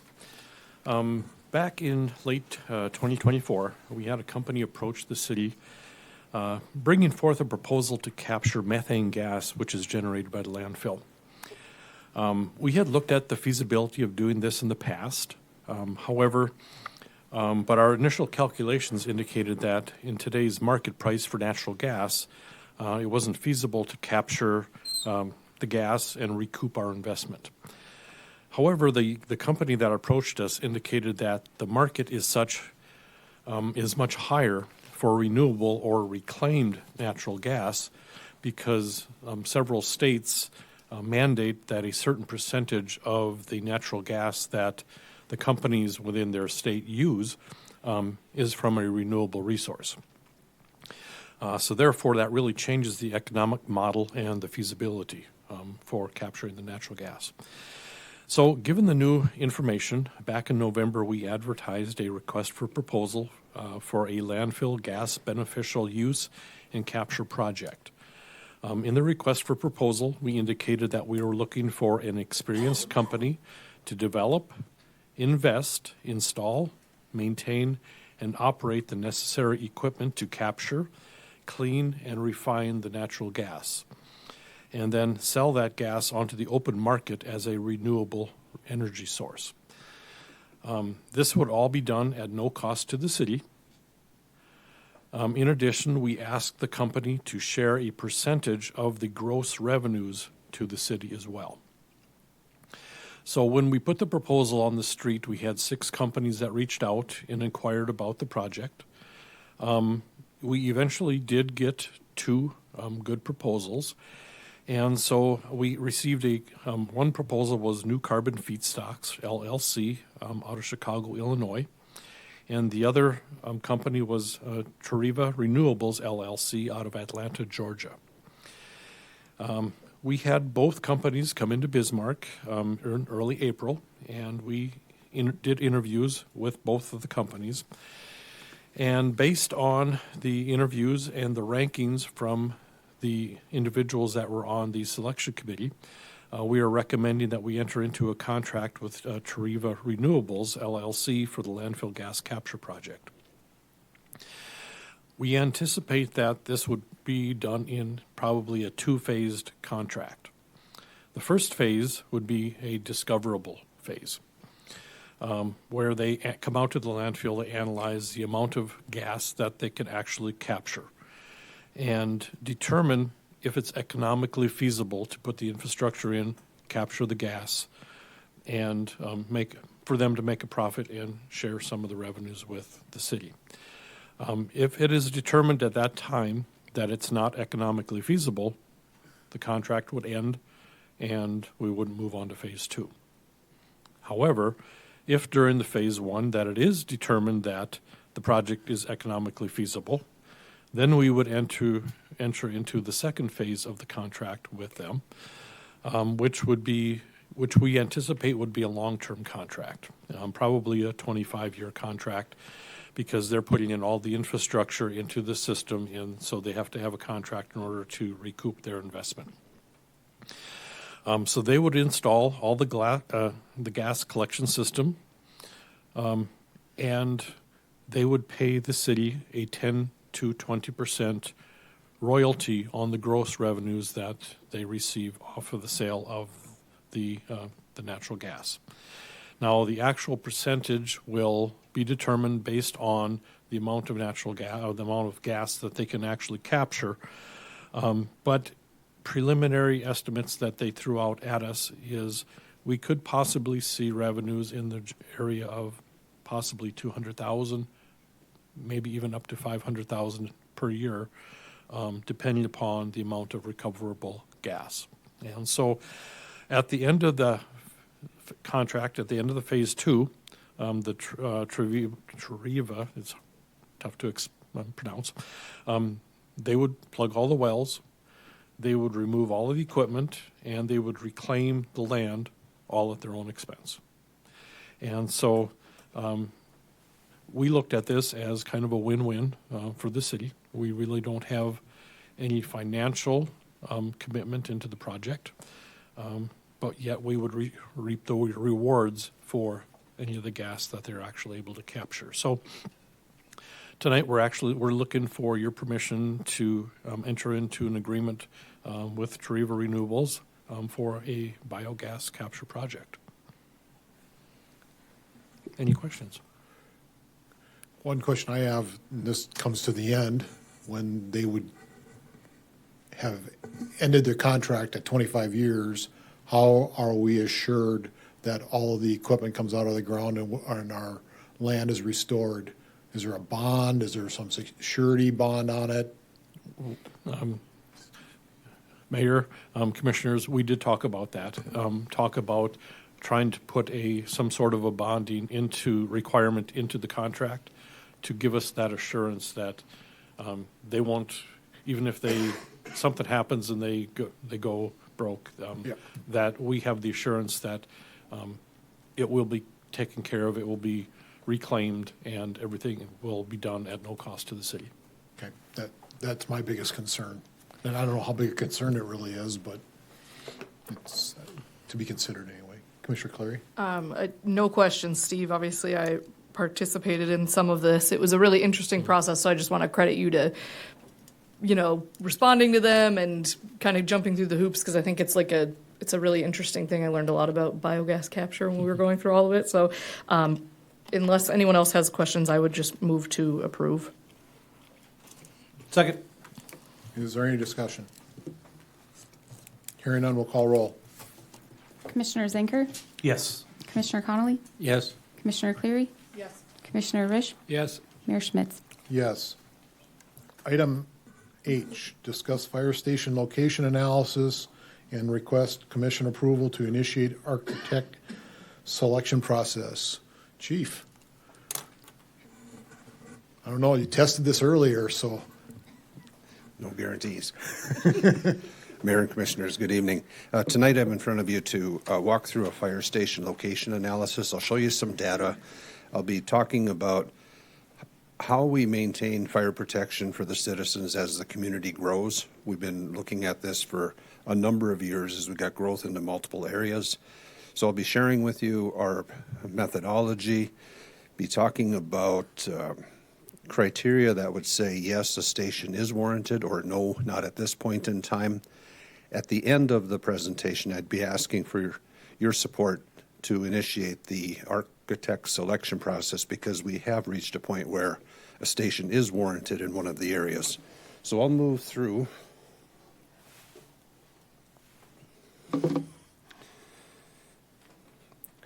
I should give credit to GIS. Daryl Nusich is one of the employees in GIS, and we came to him with a ton of data and said, Daryl, how do we make this understandable? And he did a great job, so kudos to Daryl. So today we have 5 fire stations, and they're located on Lockport, Tyler Parkway, Miriam Avenue, Central Avenue, down on Expressway. Those 5 are strategically located throughout the community so that we can meet the standards that I'm going to show you. And these are also the components that we use to analyze, is an additional station necessary? And the first thing we do is take a look at what's in that area. We have planning zones throughout the community that we study, planning areas. So what is it that's in there? Is it a structure? Is it a chemical facility? Is it a sprinkler facility? How many structures are in there? What's the population? How many persons are residing in this specific area? We also have response time objectives. We have a goal or an objective of trying to keep that fire to the room of origin at least 80% of the time. If we achieve that, the percentage of risk is reduced by 80% to those citizens for whether it's an injury or fatality, as well as to our firefighters. If we also can contain that fire to the room of origin, that homeowner is probably residing in there in a very short time and don't have to rebuild. If it's a business, that business continues and their employees continue to have a job. So having quick, efficient response and having enough resources and personnel to deal with that fire immediately and controlling it is one of our objectives that we measure. So travel times, of course, what's the distance between the stations? The national standards that we utilize are giving us guidance on when that first truck should be on scene, how many persons the second truck, and effective firefighting, effective force. Tools that we're using to maintain this, we'll get into some of the GIS, but I should mention the ISO standard. Today, the community is rated as a Class 1. That's the best rating we can achieve, and our goal is to maintain that. It has an impact to the community. That impact is approximately $11 million each year in premium savings. So it's an important goal that we strive for, and as the community stretches, that's something that we have to continue to work on. It measures things like how many hydrants are within a certain locality of that fire station. So as growth occurs, we have to try to measure that as well as our times and what our performance is. So tools we're using, of course, are the GIS, distribution geographically of where our incidents are occurring, what we have for resources today, and we're plugging in road networks, which is important. Land use and persons that have a lot of knowledge. And I have to say that I think in Bismarck, we're pretty blessed to have departments that are able to share, communicate, help each other out. Throughout our process, I can't say enough for all of the people that have a lot more intel on where the community is going and what we might expect. So much appreciated. So one of the tools that you had adopted, community development drove, I believe, was the community growth, the 2045 plan. That was a tool that was important to us because when we looked at where the growth will be, we saw the three areas, northwest, northeast, and south, and that seems to be correlating to the past 3 years of where these developments are really occurring. So we use that crystal ball through this logical growth map, made sure that we're monitoring it, and throughout that, we see 3 future fire stations. We know that Bismarck will, at some point in time, be operating under 8 fire stations. The areas, again, they're correlating to the logical growth, the northeast, the northwest, and the south. What we're doing in each of those areas is back to the criteria I showed you a slide earlier, is what is in those areas, how many structures, what are the hazards, what's the population, what's our performance in each of those areas. There's a point when you plug in that criteria where a station would be warranted. There's a time where maybe it's a piece of land that is annexed, but the risk level or what's there wouldn't justify a fire station at this point. So that's a process that we move through. So as we move through these 3 areas, we approached city administration, 6 years ago possibly, and talked about we've got some challenges coming up, very unique. And those challenges are to staff 3 fire stations would be 45 persons. To build 3 fire stations, the stations themselves would be approximately $6 million each. We've got fire trucks that today are exceeding $1.2 million. And we did not want to come to you at some point in time and say, we've got this spike in the budget. So city administration, Jason, Dimitri with finance were wonderful to work with. And the plan was, let's get started, just like you would at home, to start saving. And we did that. So in the land purchase, wherever we could buy land, and we identified it, we tried to procure that because it will be valuable in the future and is valuable now. So we also looked at fire station funding. We have money in play for 1 station at this point in time. We have a fire truck on order. This is all for Station 6, the next station. And we began that process of hiring firefighters. At this point in time, we have 6 that were added into the FTEs. So it was a really good start, and I'm glad we did it. So this is to show how road network ties into fire protection. The colors on your map, green would be better than yellow, better than brown or red. And this is related to time from our fire stations. So the project that you recently approved in the Tyler Parkway area, this is a visual of what that means to us. If you'll notice that Tyler Parkway station is looking at response times of 5 to 6 minutes today into these areas. The project, the Tyler Parkway corridor, greatly reduces those times, a very acceptable cut in time. So that road network was measured, implemented, and it'll provide us excellent resources and time. The same road network study into the where Sentry ties into 52nd up to Gold Drive on the south side of the Silver Ranch. That project also has an impact. So that provides us a much better secondary access into that area and provides us better times. When we go to South Bismarck, we don't have an opportunity for road network. It's just simply a distance from the expressway fire station.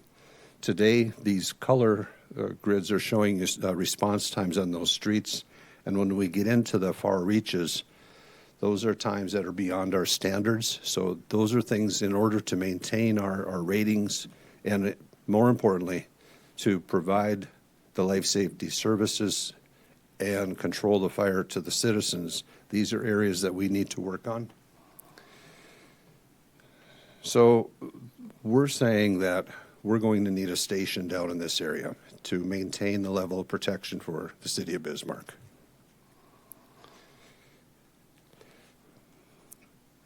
One of the criteria to look at is, as I said earlier, how many persons are in this risk area, I'll refer to it as.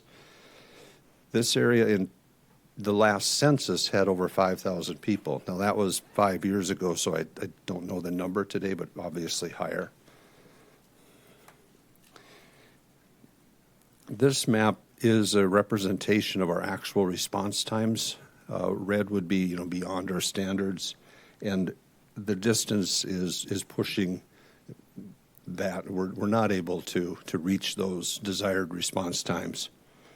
So the hazard, our performance, and we also look at, well, what's happening in there? Since 2020, we had 134 new structures constructed in this general area. But as we look to tomorrow, we're seeing another impact. And these are, I say, parcels that are ready to go. There are about 600 more. So that density just continues to populate.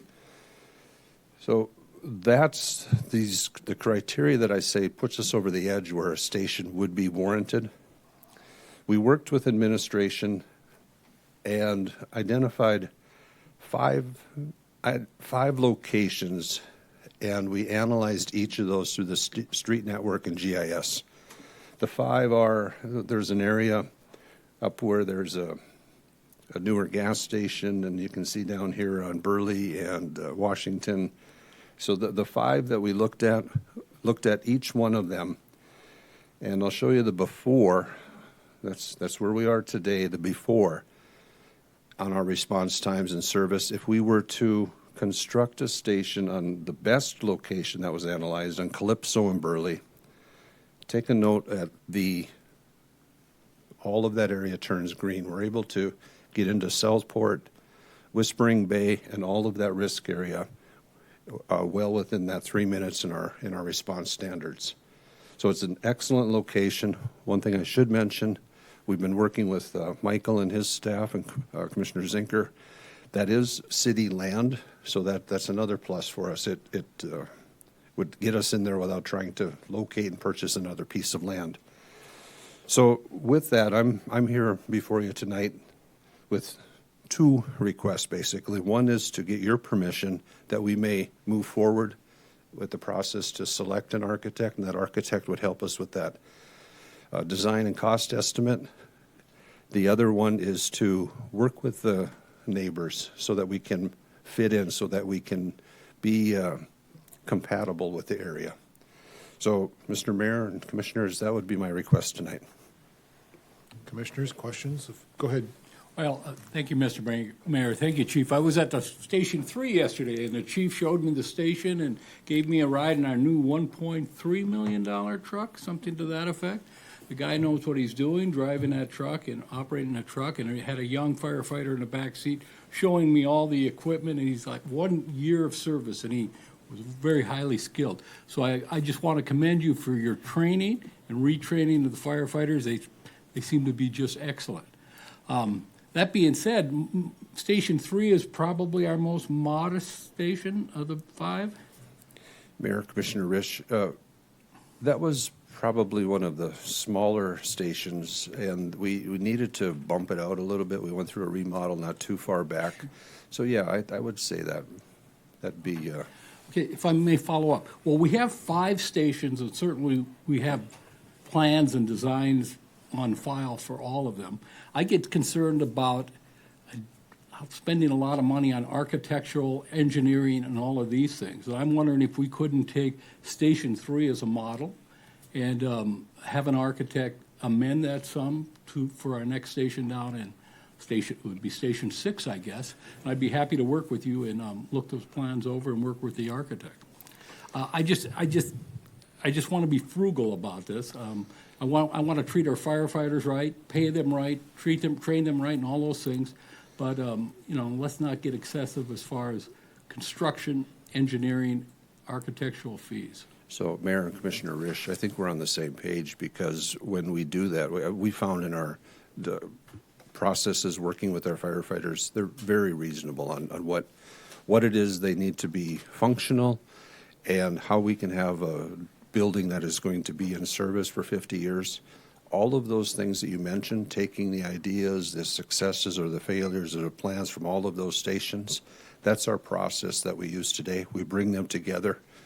We share them with the architect to say, here's where we were. Now, we're not looking, it's not our intent to spend $200,000 on a design. We're talking about just getting us in the gates, maybe a $25,000, $35,000 design so that we can get that cost estimate.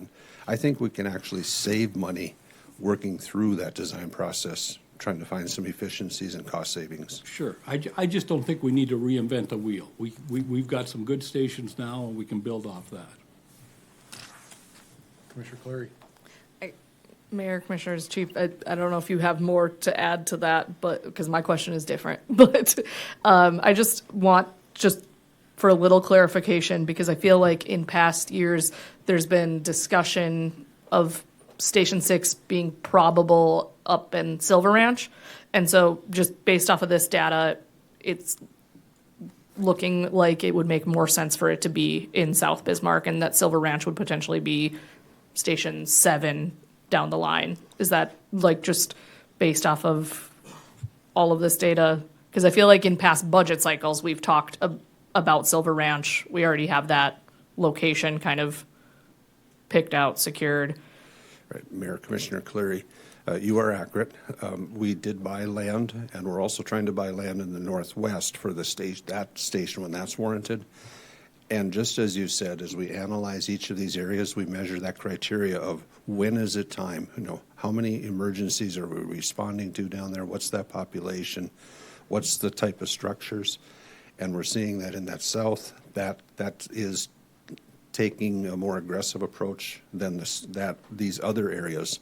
The street network helps us a little bit. So there will be, and at some point in the future, that being a Station 7, as you say, but at this point, I would say the risk is at that south part, it's warranted, and that's why we're here today. Okay, perfect. Yeah, I just wanted to clarify. Silver Ranch is still a future need, Yeah. but it's a more immediate need down on Southport. Yes. Okay, thank you. Well, as the chief mentioned, there's 600 some lots under development to the south of Burley Avenue. That's driving, I think, some of the analytics. In addition to, we know that just getting to where this station would even be located is outside the reach for normal, just because of mostly because of the street network. And Mayor and Commissioners, if I may add one more point just to talk about, due to the fact that this station is down south, we've got a number of the resources that we're looking at that we're going to need to make things work would be what you've provided to us already. You've given us money for a station, you've given us money for a fire truck, and you've given us money for those 6 personnel. We can make this happen now. If it would have been up north, we would have needed to obtain 12. But due to the fact that we can maneuver resources with what you have given us, we're ready to go. Go ahead, Commissioner Risch. So you're looking for a motion? We need direction, so probably best to have this in a formal motion, I think.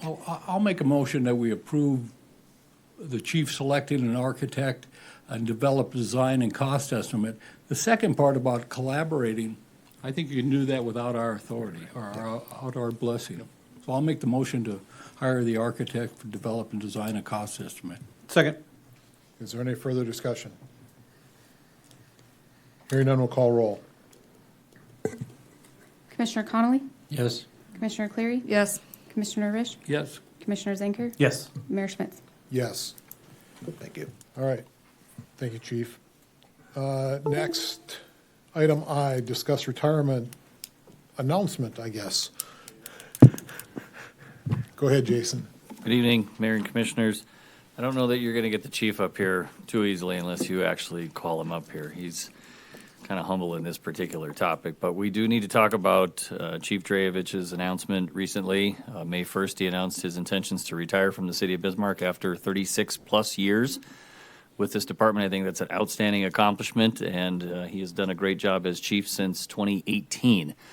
All that said, we do need to start the process to find his replacement. And so, Commissioners, myself, HR Director Leanne Schmidt, Commissioner Risch, and Mayor Schmitz met last week Friday to talk about the process. And what I'd like to share with you is that the intent of the process would be very similar to the same steps that we went through to recently hire Michael Mart as the new Public Works Utility Operations Director. And I guess specifically, what does that process look like? Well, as with all job applications, we'd be looking for resume, credentials, those sorts of things. But then, akin to many of our processes that we've done for senior leadership positions, we also intend to have the applicants complete the general management in-basket test, which is a computer summary of their ability to delegate, lead, manage, solve problems in a very controlled environment. It provides a nice report along with some statistics and information to help evaluate someone's ability to lead in those critical situations. Part of our process also includes an accomplishment survey. Typically, an accomplishment survey is about 6 or 7 categories where each applicant needs to respond in an essay format, talking about how they were part of a project, whether it involved budgeting, problem solving, leadership, big picture thinking, strategic planning, those sorts of things. It's typically done as a drafted essay response. What we would like to do in this situation is also add another layer to that accomplishment survey and compose a panel of subject matter experts from law enforcement personnel. And these would be individuals like potentially the Burley County Sheriff, maybe staff from Highway Patrol or BCI, maybe Mandan Police Chief, other professional law enforcement individuals that can help verify the information that is provided through the accomplishment survey, and in many ways support or help those of us that are non-law enforcement officers to really understand the true accomplishments of the law enforcement professionals that are interviewing and competing to become the next chief of the city of Bismarck. And so having that extra layer, having that extra interview would help vet some of those answers that are provided by the applicant pool.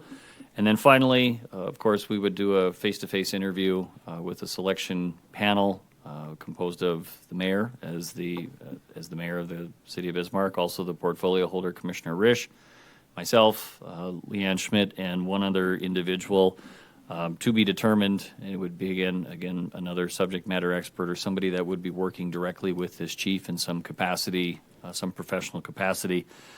Ultimately, the timeline for this, as I mentioned, Chief Drayevich's last day in the office will be July 31st. Our intentions would be to post the announcement yet this week, with applications due the week of June 8th, and do the accomplishment survey and the interviews the week of June 23rd through the 27th. Have everybody that makes it through that round of screening take the general management in-basket test the week of June 30th through July 3rd. Obviously, July 4th is a holiday, and looking at potential interview date that following week, July 8th through the 11th. Looking at the calendar, we've got City Commission scheduled for July 8th and July 22nd. Our hope would be to come back with a recommendation to this group on the individual that successfully completed all of those steps and would be the likely candidate for the next chief of police for the city of Bismarck. Commissioner Zinker. I think, isn't July 4th on a Saturday, so the holiday would be on the 3rd? Or do I got that messed up? It's a Friday, right? So if we make a deadline of the 3rd, is that going to be a problem? Because logistically, we won't be open for business that day. You are correct, Commissioner Zenker. So the week of June 30th through July 3rd was the intent to have the GMIB, the General Management In-Basket test that week, and then following the applications later. Our finance directors noted that Friday is the 4th, and so that would be the holiday. So, yep, we're in the office Monday through Thursday that week. Yep.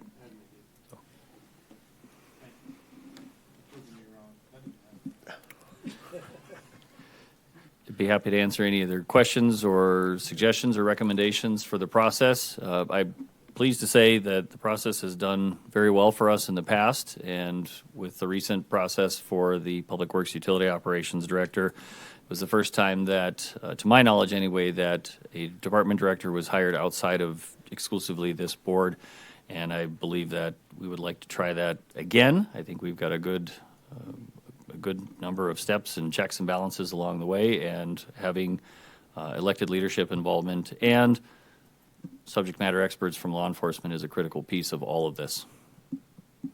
With the goal, hopefully we have the interviews scheduled the 7th or 8th so that we have correct the first meeting in July to be able to bring someone forward as a recommendation so that there's a little more time for the successful candidate, if they happen to come from outside, to get here sooner than, wait until chief retires. All good? Okay.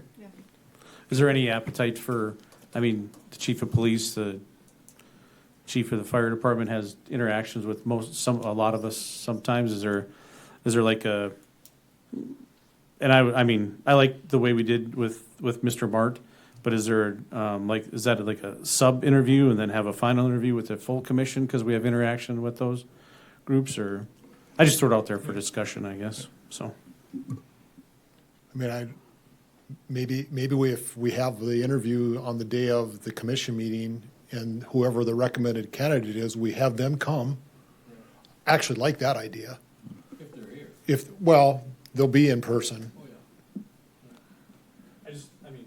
I just throw it out there because Yeah, that's. I think there is some merit to that, Commissioner, and especially if we get it coordinated with the commission meeting all on the same day. I think it gives an opportunity to have a little interaction before we make the final.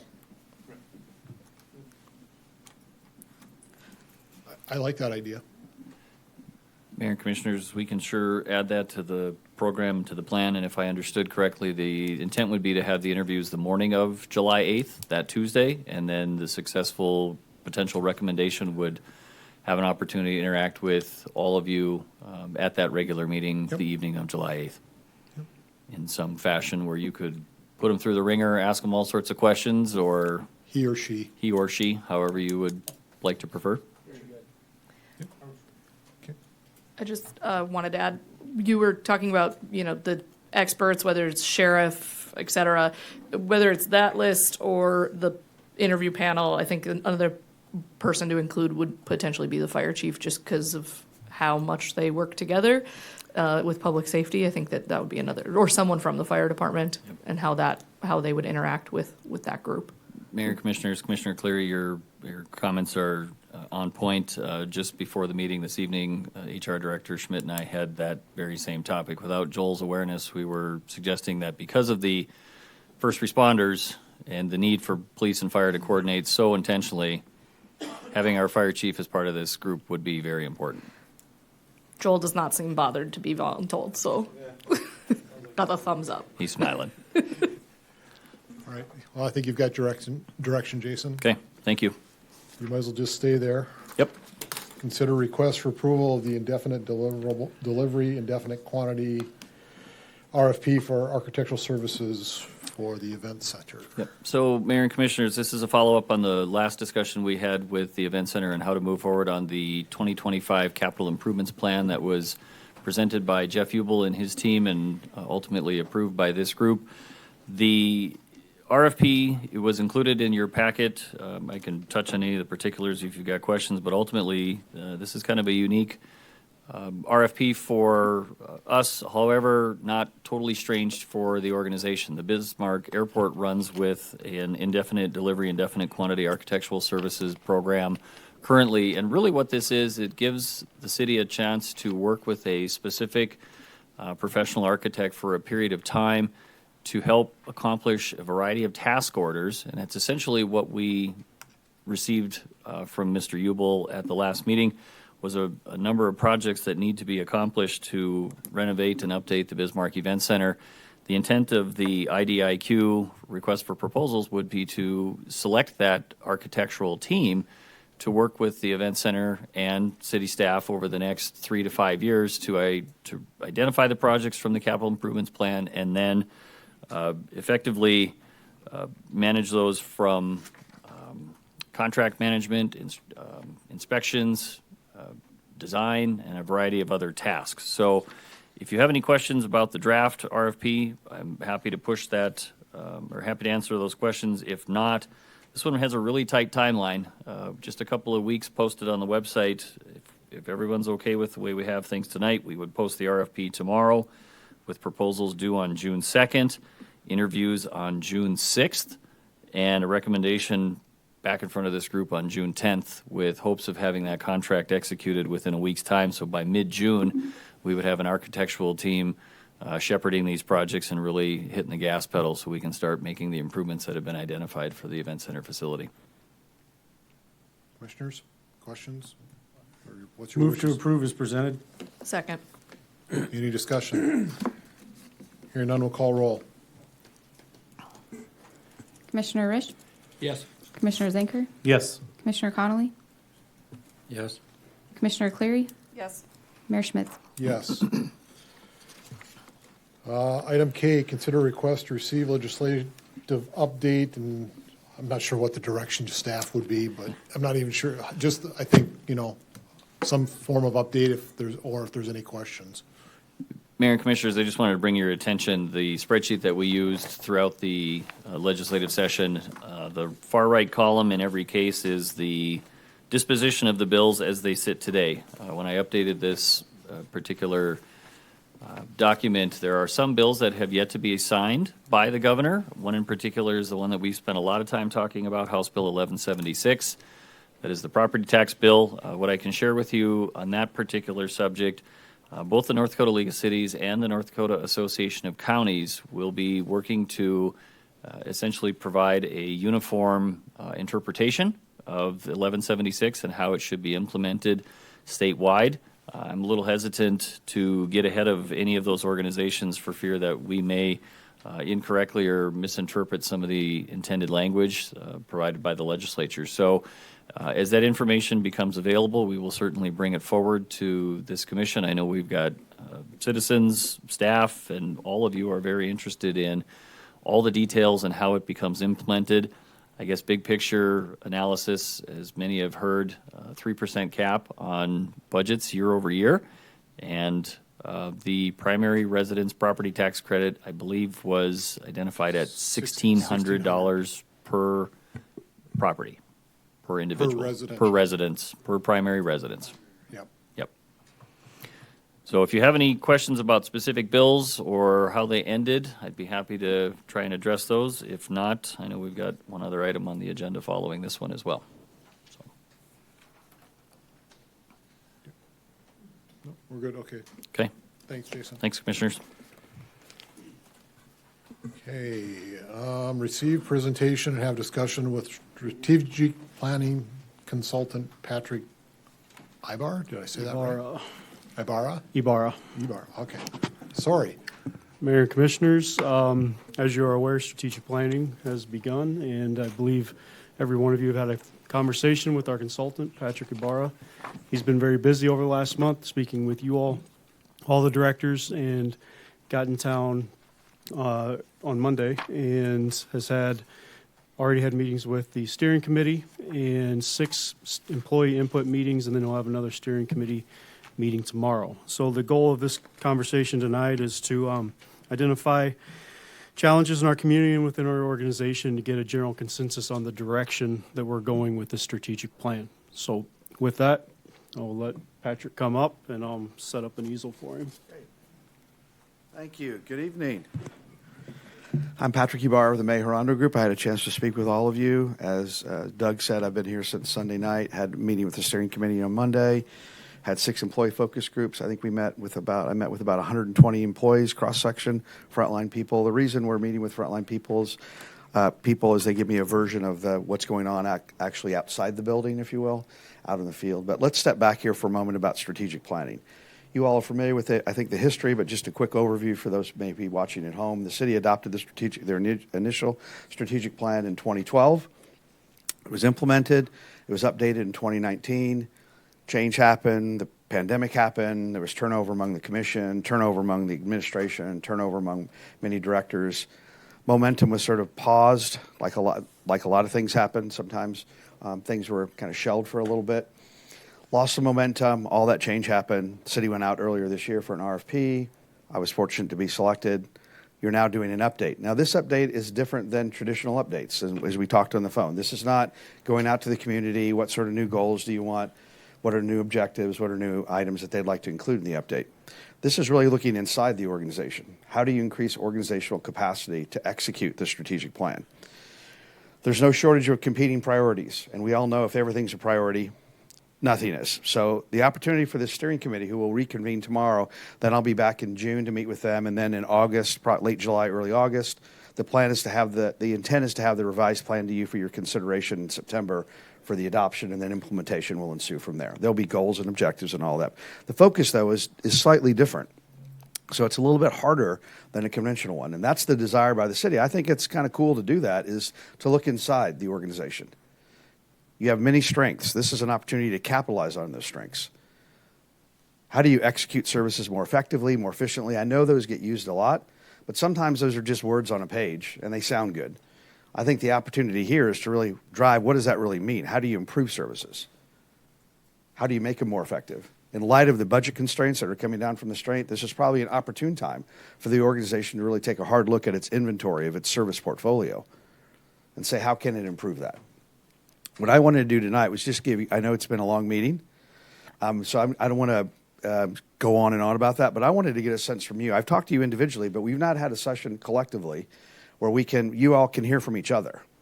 So you have the materials, I think, in front of you. So if you can refer to those. You have the project schedule. I believe that was included in there. And I just scanned it here just quickly. But I want to go on to the vision, mission, and values. It's a separate page 2, if you will.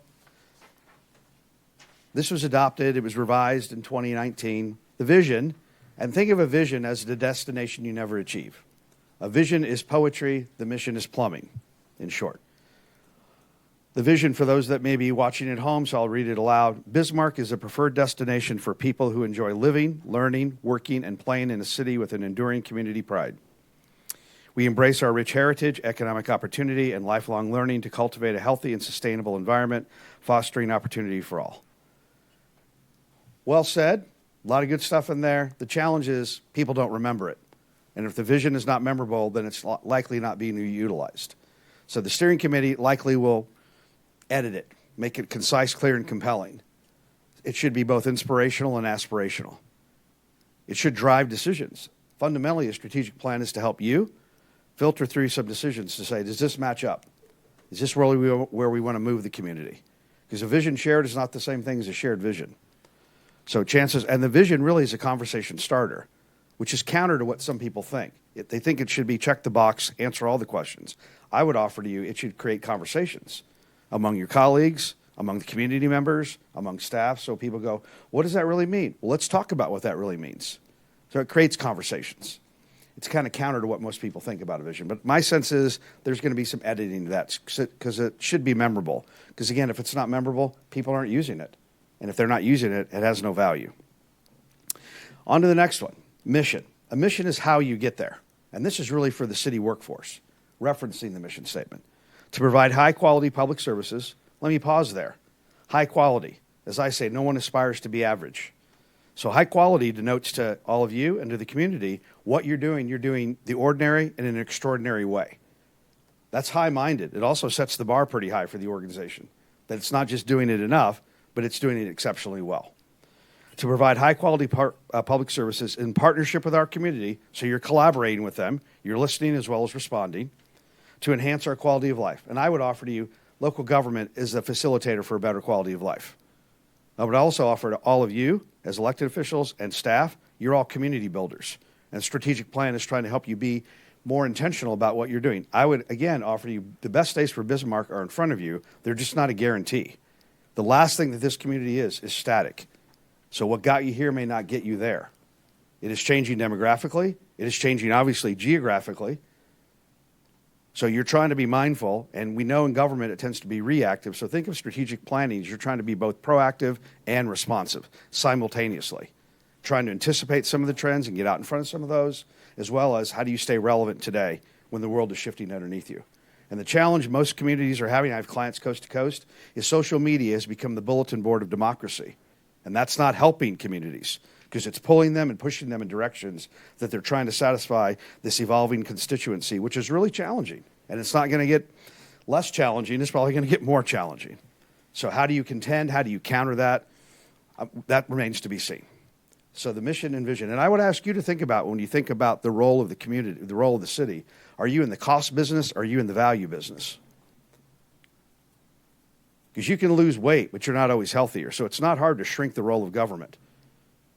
But your role is trying to anticipate as well as respond to trends that are happening and provide an improved quality of life. You're a value-based organization. You're a service-centric organization. And we live in an experience-based economy. And remember, the role of local government is to both be an advocate and a regulator. Some of your employees have to tell people no. Some of your employees see people on their worst day. It's hard to find any industry in this country that has such a vast range of service delivery, where they're both encouraging as well as sometimes having to say no to people. And that can create stress. It just does. That's the nature of local government. So the vision is a destination continually moving. I'm not sure the edits, but I think it's probably going to be modified. The mission, I think it's influential. It's inspiring. The steering committee will scrub it a little bit, bring it back to you for consideration this fall. We are going to be doing updates after each meeting. So you're going to get a summary in your future packet about what the steering committee adopted, where they are, progress they've made, what's happened, what's on the horizon. There's also going to be an employee communication strategy that comes out of the steering committee. You've got over 700 employees. How do you keep employees informed? Not from all of you, but from the staff, from the directors. How do they keep them engaged? That's an ongoing challenge. One of the issues with the current strategic plan is it wasn't updated. So one of the areas that the steering committee is going to get a chance to do is update the current strategic plan. We need a current document to work from. And obviously my role is I'm a flashlight and a mirror. I'm not the author. I'm helping facilitate that process. So you've got the vision, mission, and then your values. I'm not going to read all those to you. Values are in place there. My sense is there's going to be some polish in the values. And values are what people share, both about your history and your heritage and the organization and the community. They're kind of the things that bind us together as a community, as an organization. I'm speaking on your behalf. So values are important because they drive decisions. So there'll probably be some scrubbing of that. And then you have the strategic focus areas at the bottom. There's 6 of those. Most cities have 5 or 6, so you're in good company. These tend not to change they don't change very often, I should say. I think the steering committee, as well as I do, I think they want to scrub these because I'm not sure on surface we understand what they mean. And in some respects, you're not the audience for the strategic plan. Neither is the staff. The community is in some respects. They should be able to read that and understand it immediately, what those strategic focus areas are. So I think there's going to be some modification of that. But notice in the bottom right, I boxed it in, is government excellence. Goes back to the original point, which is my sense is the primary focus in this update is going to be on the organization itself. How does it improve its operations? How does it generate stronger outcomes? How's it evaluating what it's doing? And how does it improve on that? So that's probably going to be a primary focus. Right? I'm just sharing that with you. We're not sure exactly the new content yet. This is a discovery process. So I wanted to reacquaint you with those dimensions. The strategic plan is easily accessible. You can read that. It's a little lengthy. I'm going to try to push the steering committee to make less is more.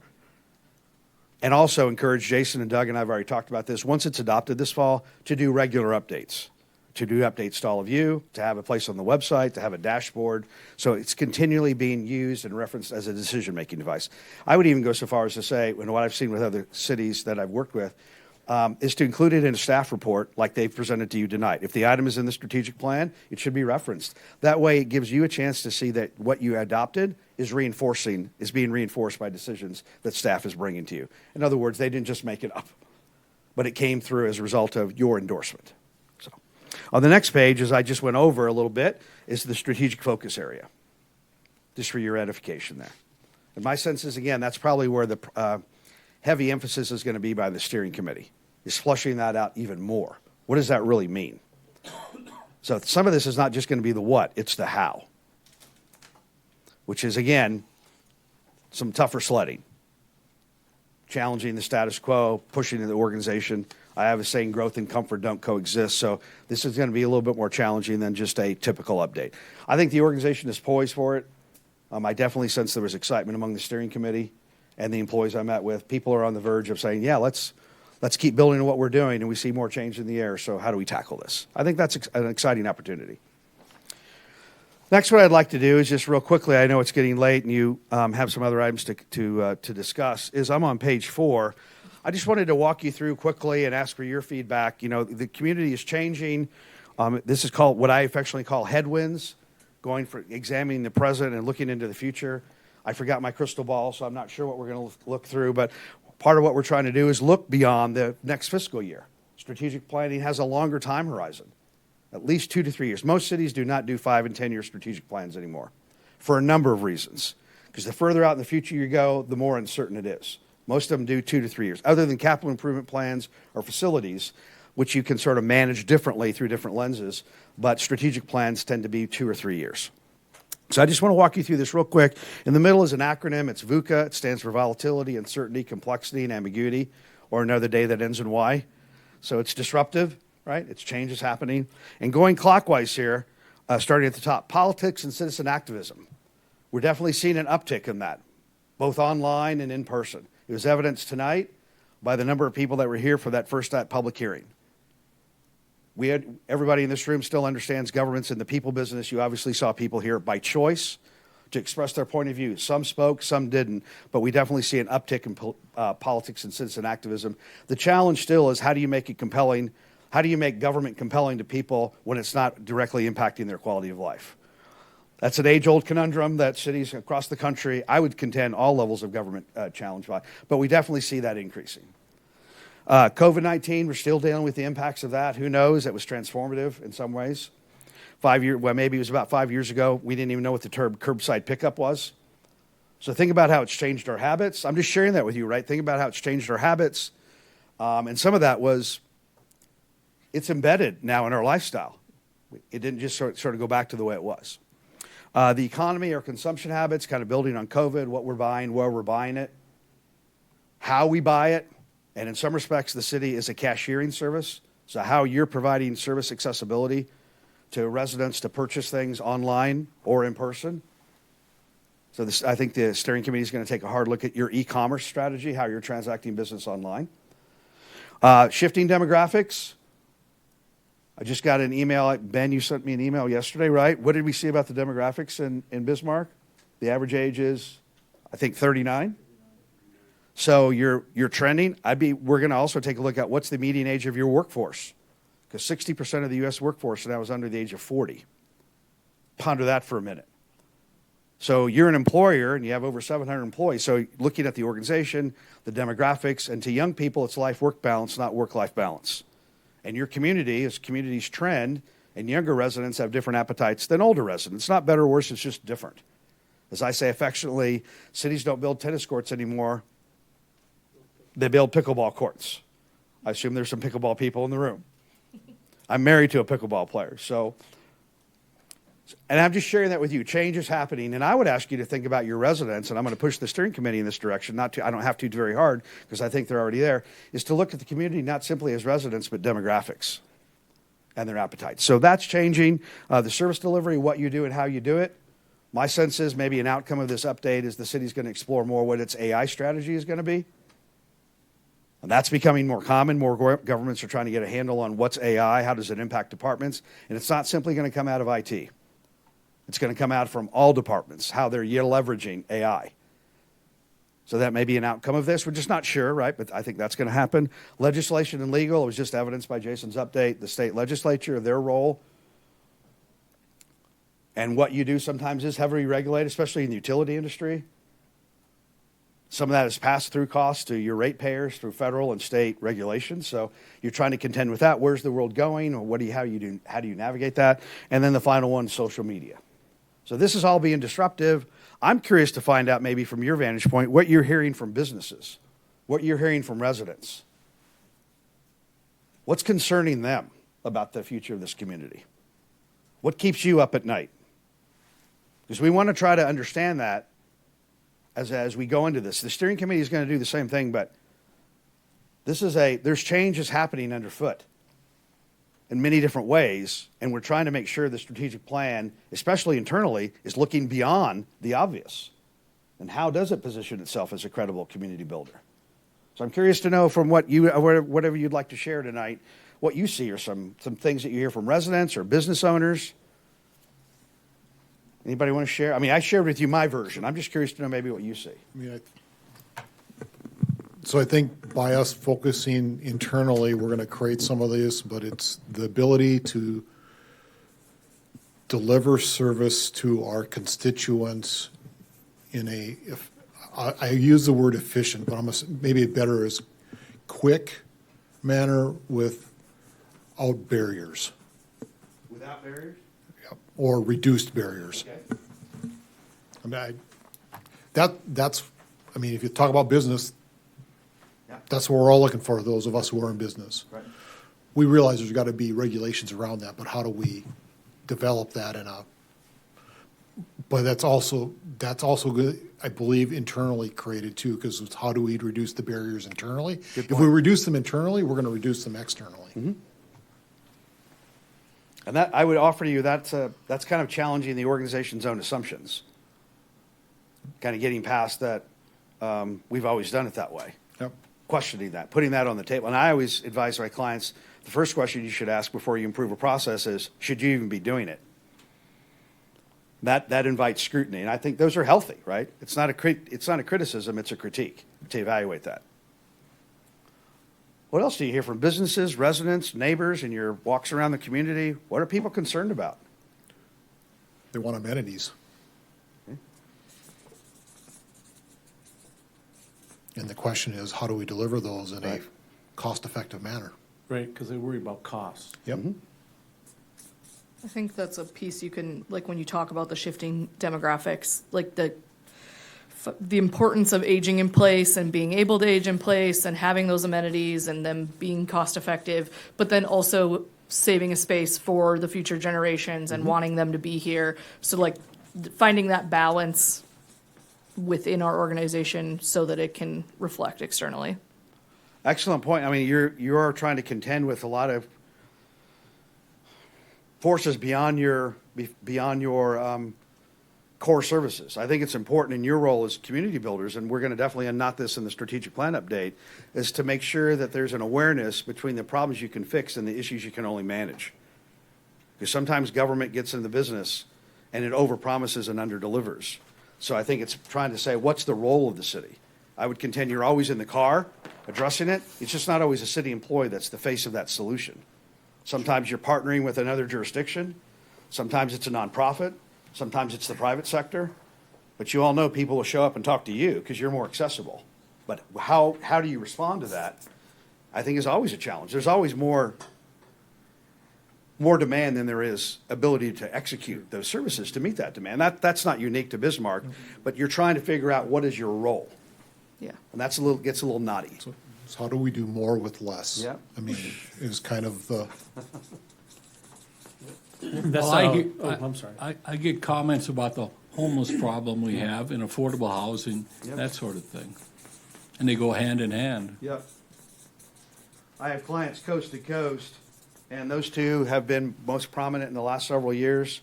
I will share with you the third item that's starting to percolate in communities is affordable and accessible child care. That's becoming an economic issue for a lot of people who run the numbers.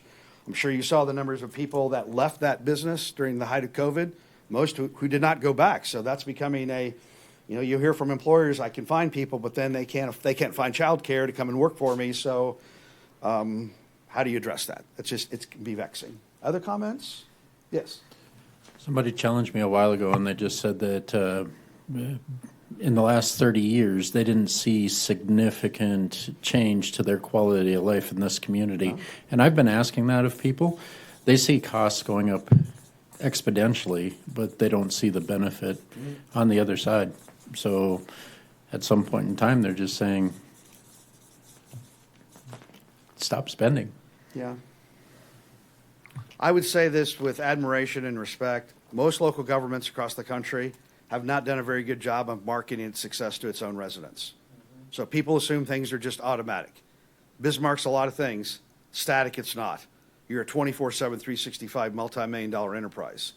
We tend to think people get it, but it's not about hubris or cockiness. I would offer it's about humility and confidence to market the impact on their quality of life. Tell them what you told them. I'm not saying that alleviates that, but to assume people are going to notice things just by virtue of the quality of the work, people don't notice some of those things until it's compelling or until it's not there. Then they notice it. Then they contact you. So I think some of that's not all remedied by this, but I think what we've talked about with the steering committee is about community engagement is now a verb, not a noun. And how do you market the organization to your own residents about the services and the impact they're having on the quality of life? That can't be an afterthought. It's becoming mission critical because of the other competing forces trying to tell people actually what you are or not getting. I think that's exciting, but it's a little bit out of people's comfort zone. But I think if you don't do that, you run the risk of that just becoming more prominent and then entrenched. And that's not a good place to be.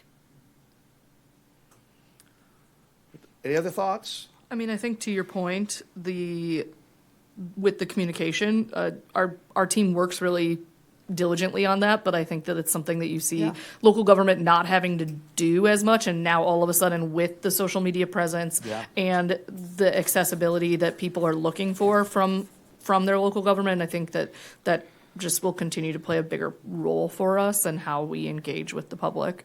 I think will just continue to be more important. Yeah, and you do an excellent job, and it's trying to keep up. And we also know there's a digital divide, so it's not just putting more online. It's also kind of what's old is new again in print, other platforms.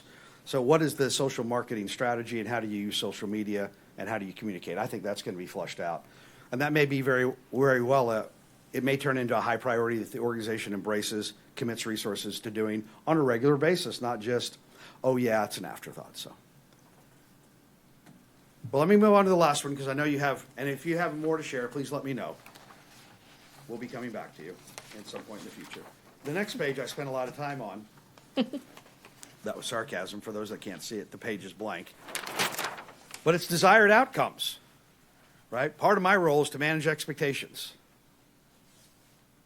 We want to make sure that when we're back here in September for you to adopt it, that what we want to avoid hearing is saying from some of you is, I thought you were going to do this. I thought you were going to do that. So I'm trying to get a better sense now that you're all in the same room. What do you want as an outcome of this update? Not so much, with item by item, but what do you want to see it help you do better as an organization, as a community builder? Broadly or specifically, but help us and all the steering committee members. I think just about everybody's here tonight. I think it's good to hear from all of you in real time. Go ahead, Commissioner. I think we need to do better communications. I'm not on social media. I think I know of at least one more person in this room that's not on social media. Our neighboring, and I don't want to be critical or anything, but our neighboring community does a really good job as far as emails. I get it from Morton County, I get it from Mandan emails, and they do in their utility bill, they have a newsletter every month. Sure. So things like that, I think I'm more in tune with a lot of stuff. If I weren't on the city commission, I would know more what was going on in Mandan than I would in Bismarck. Okay. And I think that reinforces what you're saying is what's the social marketing strategy. Social media is a segment of that, but it's also print, other platforms that you can use to keep the public engaged, because not everybody is on there. Absolutely. So this probably goes without saying, but it's got to be executable. Yep. And I would offer you, execution is the strategy, right? It's getting stuff done, yeah. That's pretty much what I was going to add as well. I liked your statement, like it's not necessarily the what, but the how. In other plans that we've developed and stuff, like within community development, we talk a lot about like making sure that there are action items, making sure that we are updating, that there is, a process, and that we're not just talking about what we want, we're talking about how we're going to do it. Good point.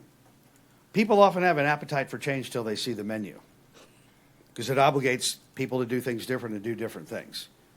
That's kind of a humanistic challenge. We all have that from time to time. So I think trying to really zero in somewhat prescriptively in the strategic plan, not just what you do, but how to do it, I think that makes it more compelling. And I think it checks that box that it's action-oriented, creates attention. A lot of good stuff happens as a result of that. It's not just left to, oh, yeah.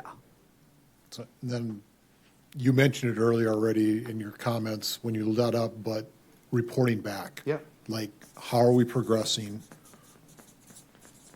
And that's not just to the city commission, it's to the organization, departments, but if it gets to the city commission, then hopefully it's also getting out to the public. Right. But then we're gonna have to press that out.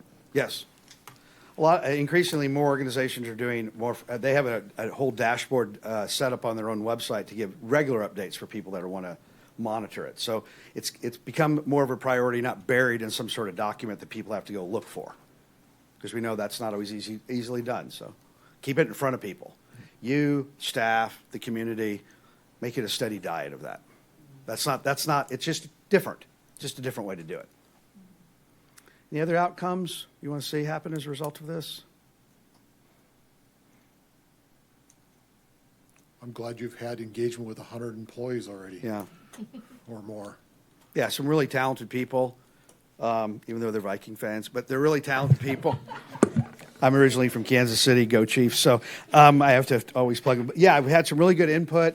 I think people are excited, and they see this as an opportunity to contribute. And I think that's always good. I know many of us in this room, and one of the questions I've asked of the employee groups, it's kind of corny, but it's one of the, as a Midwesterner, we can appreciate this, right? We try to leave a place better than we found it. And I think that's a driving intrinsic ambition many people have. And your employees have that, definitely. So I think they see this as an opportunity to have an impact, even more than what they're doing. So I want to say thanks for the opportunity. Stay tuned. You'll get the updates. I'm delighted to be your partner. Mejorando means, in Spanish, it means getting better all the time. And that's really what I want to try to do for this community. So thank you all so much. Absolutely. Yeah. All right, is there any other business before we go into executive session? Oh, I just wanted to give out a shout out on, I should have done it last meeting, on Fix Up Cleanup Week. The city employees, I got some good reports back that the city employees did a great job of picking up stuff off the curb. And I want to thank the citizens of Bismarck for picking up a bunch of stuff before the city employees got there. We literally saved hundreds of truckloads of usable products that are now being repurposed that didn't go into our $4.3 million big hole out there. Now, I myself got a couple of pickup loads myself, and I mentioned it to the chief back there, and he said, John, that's against the law. So I want to have some discussions going forward that maybe we could possibly modify that ordinance a little bit. Anyway. I think it's friendly. Commissioner Conley. I just want to publicly thank everybody that showed up for the May 8th community conversation for public transportation.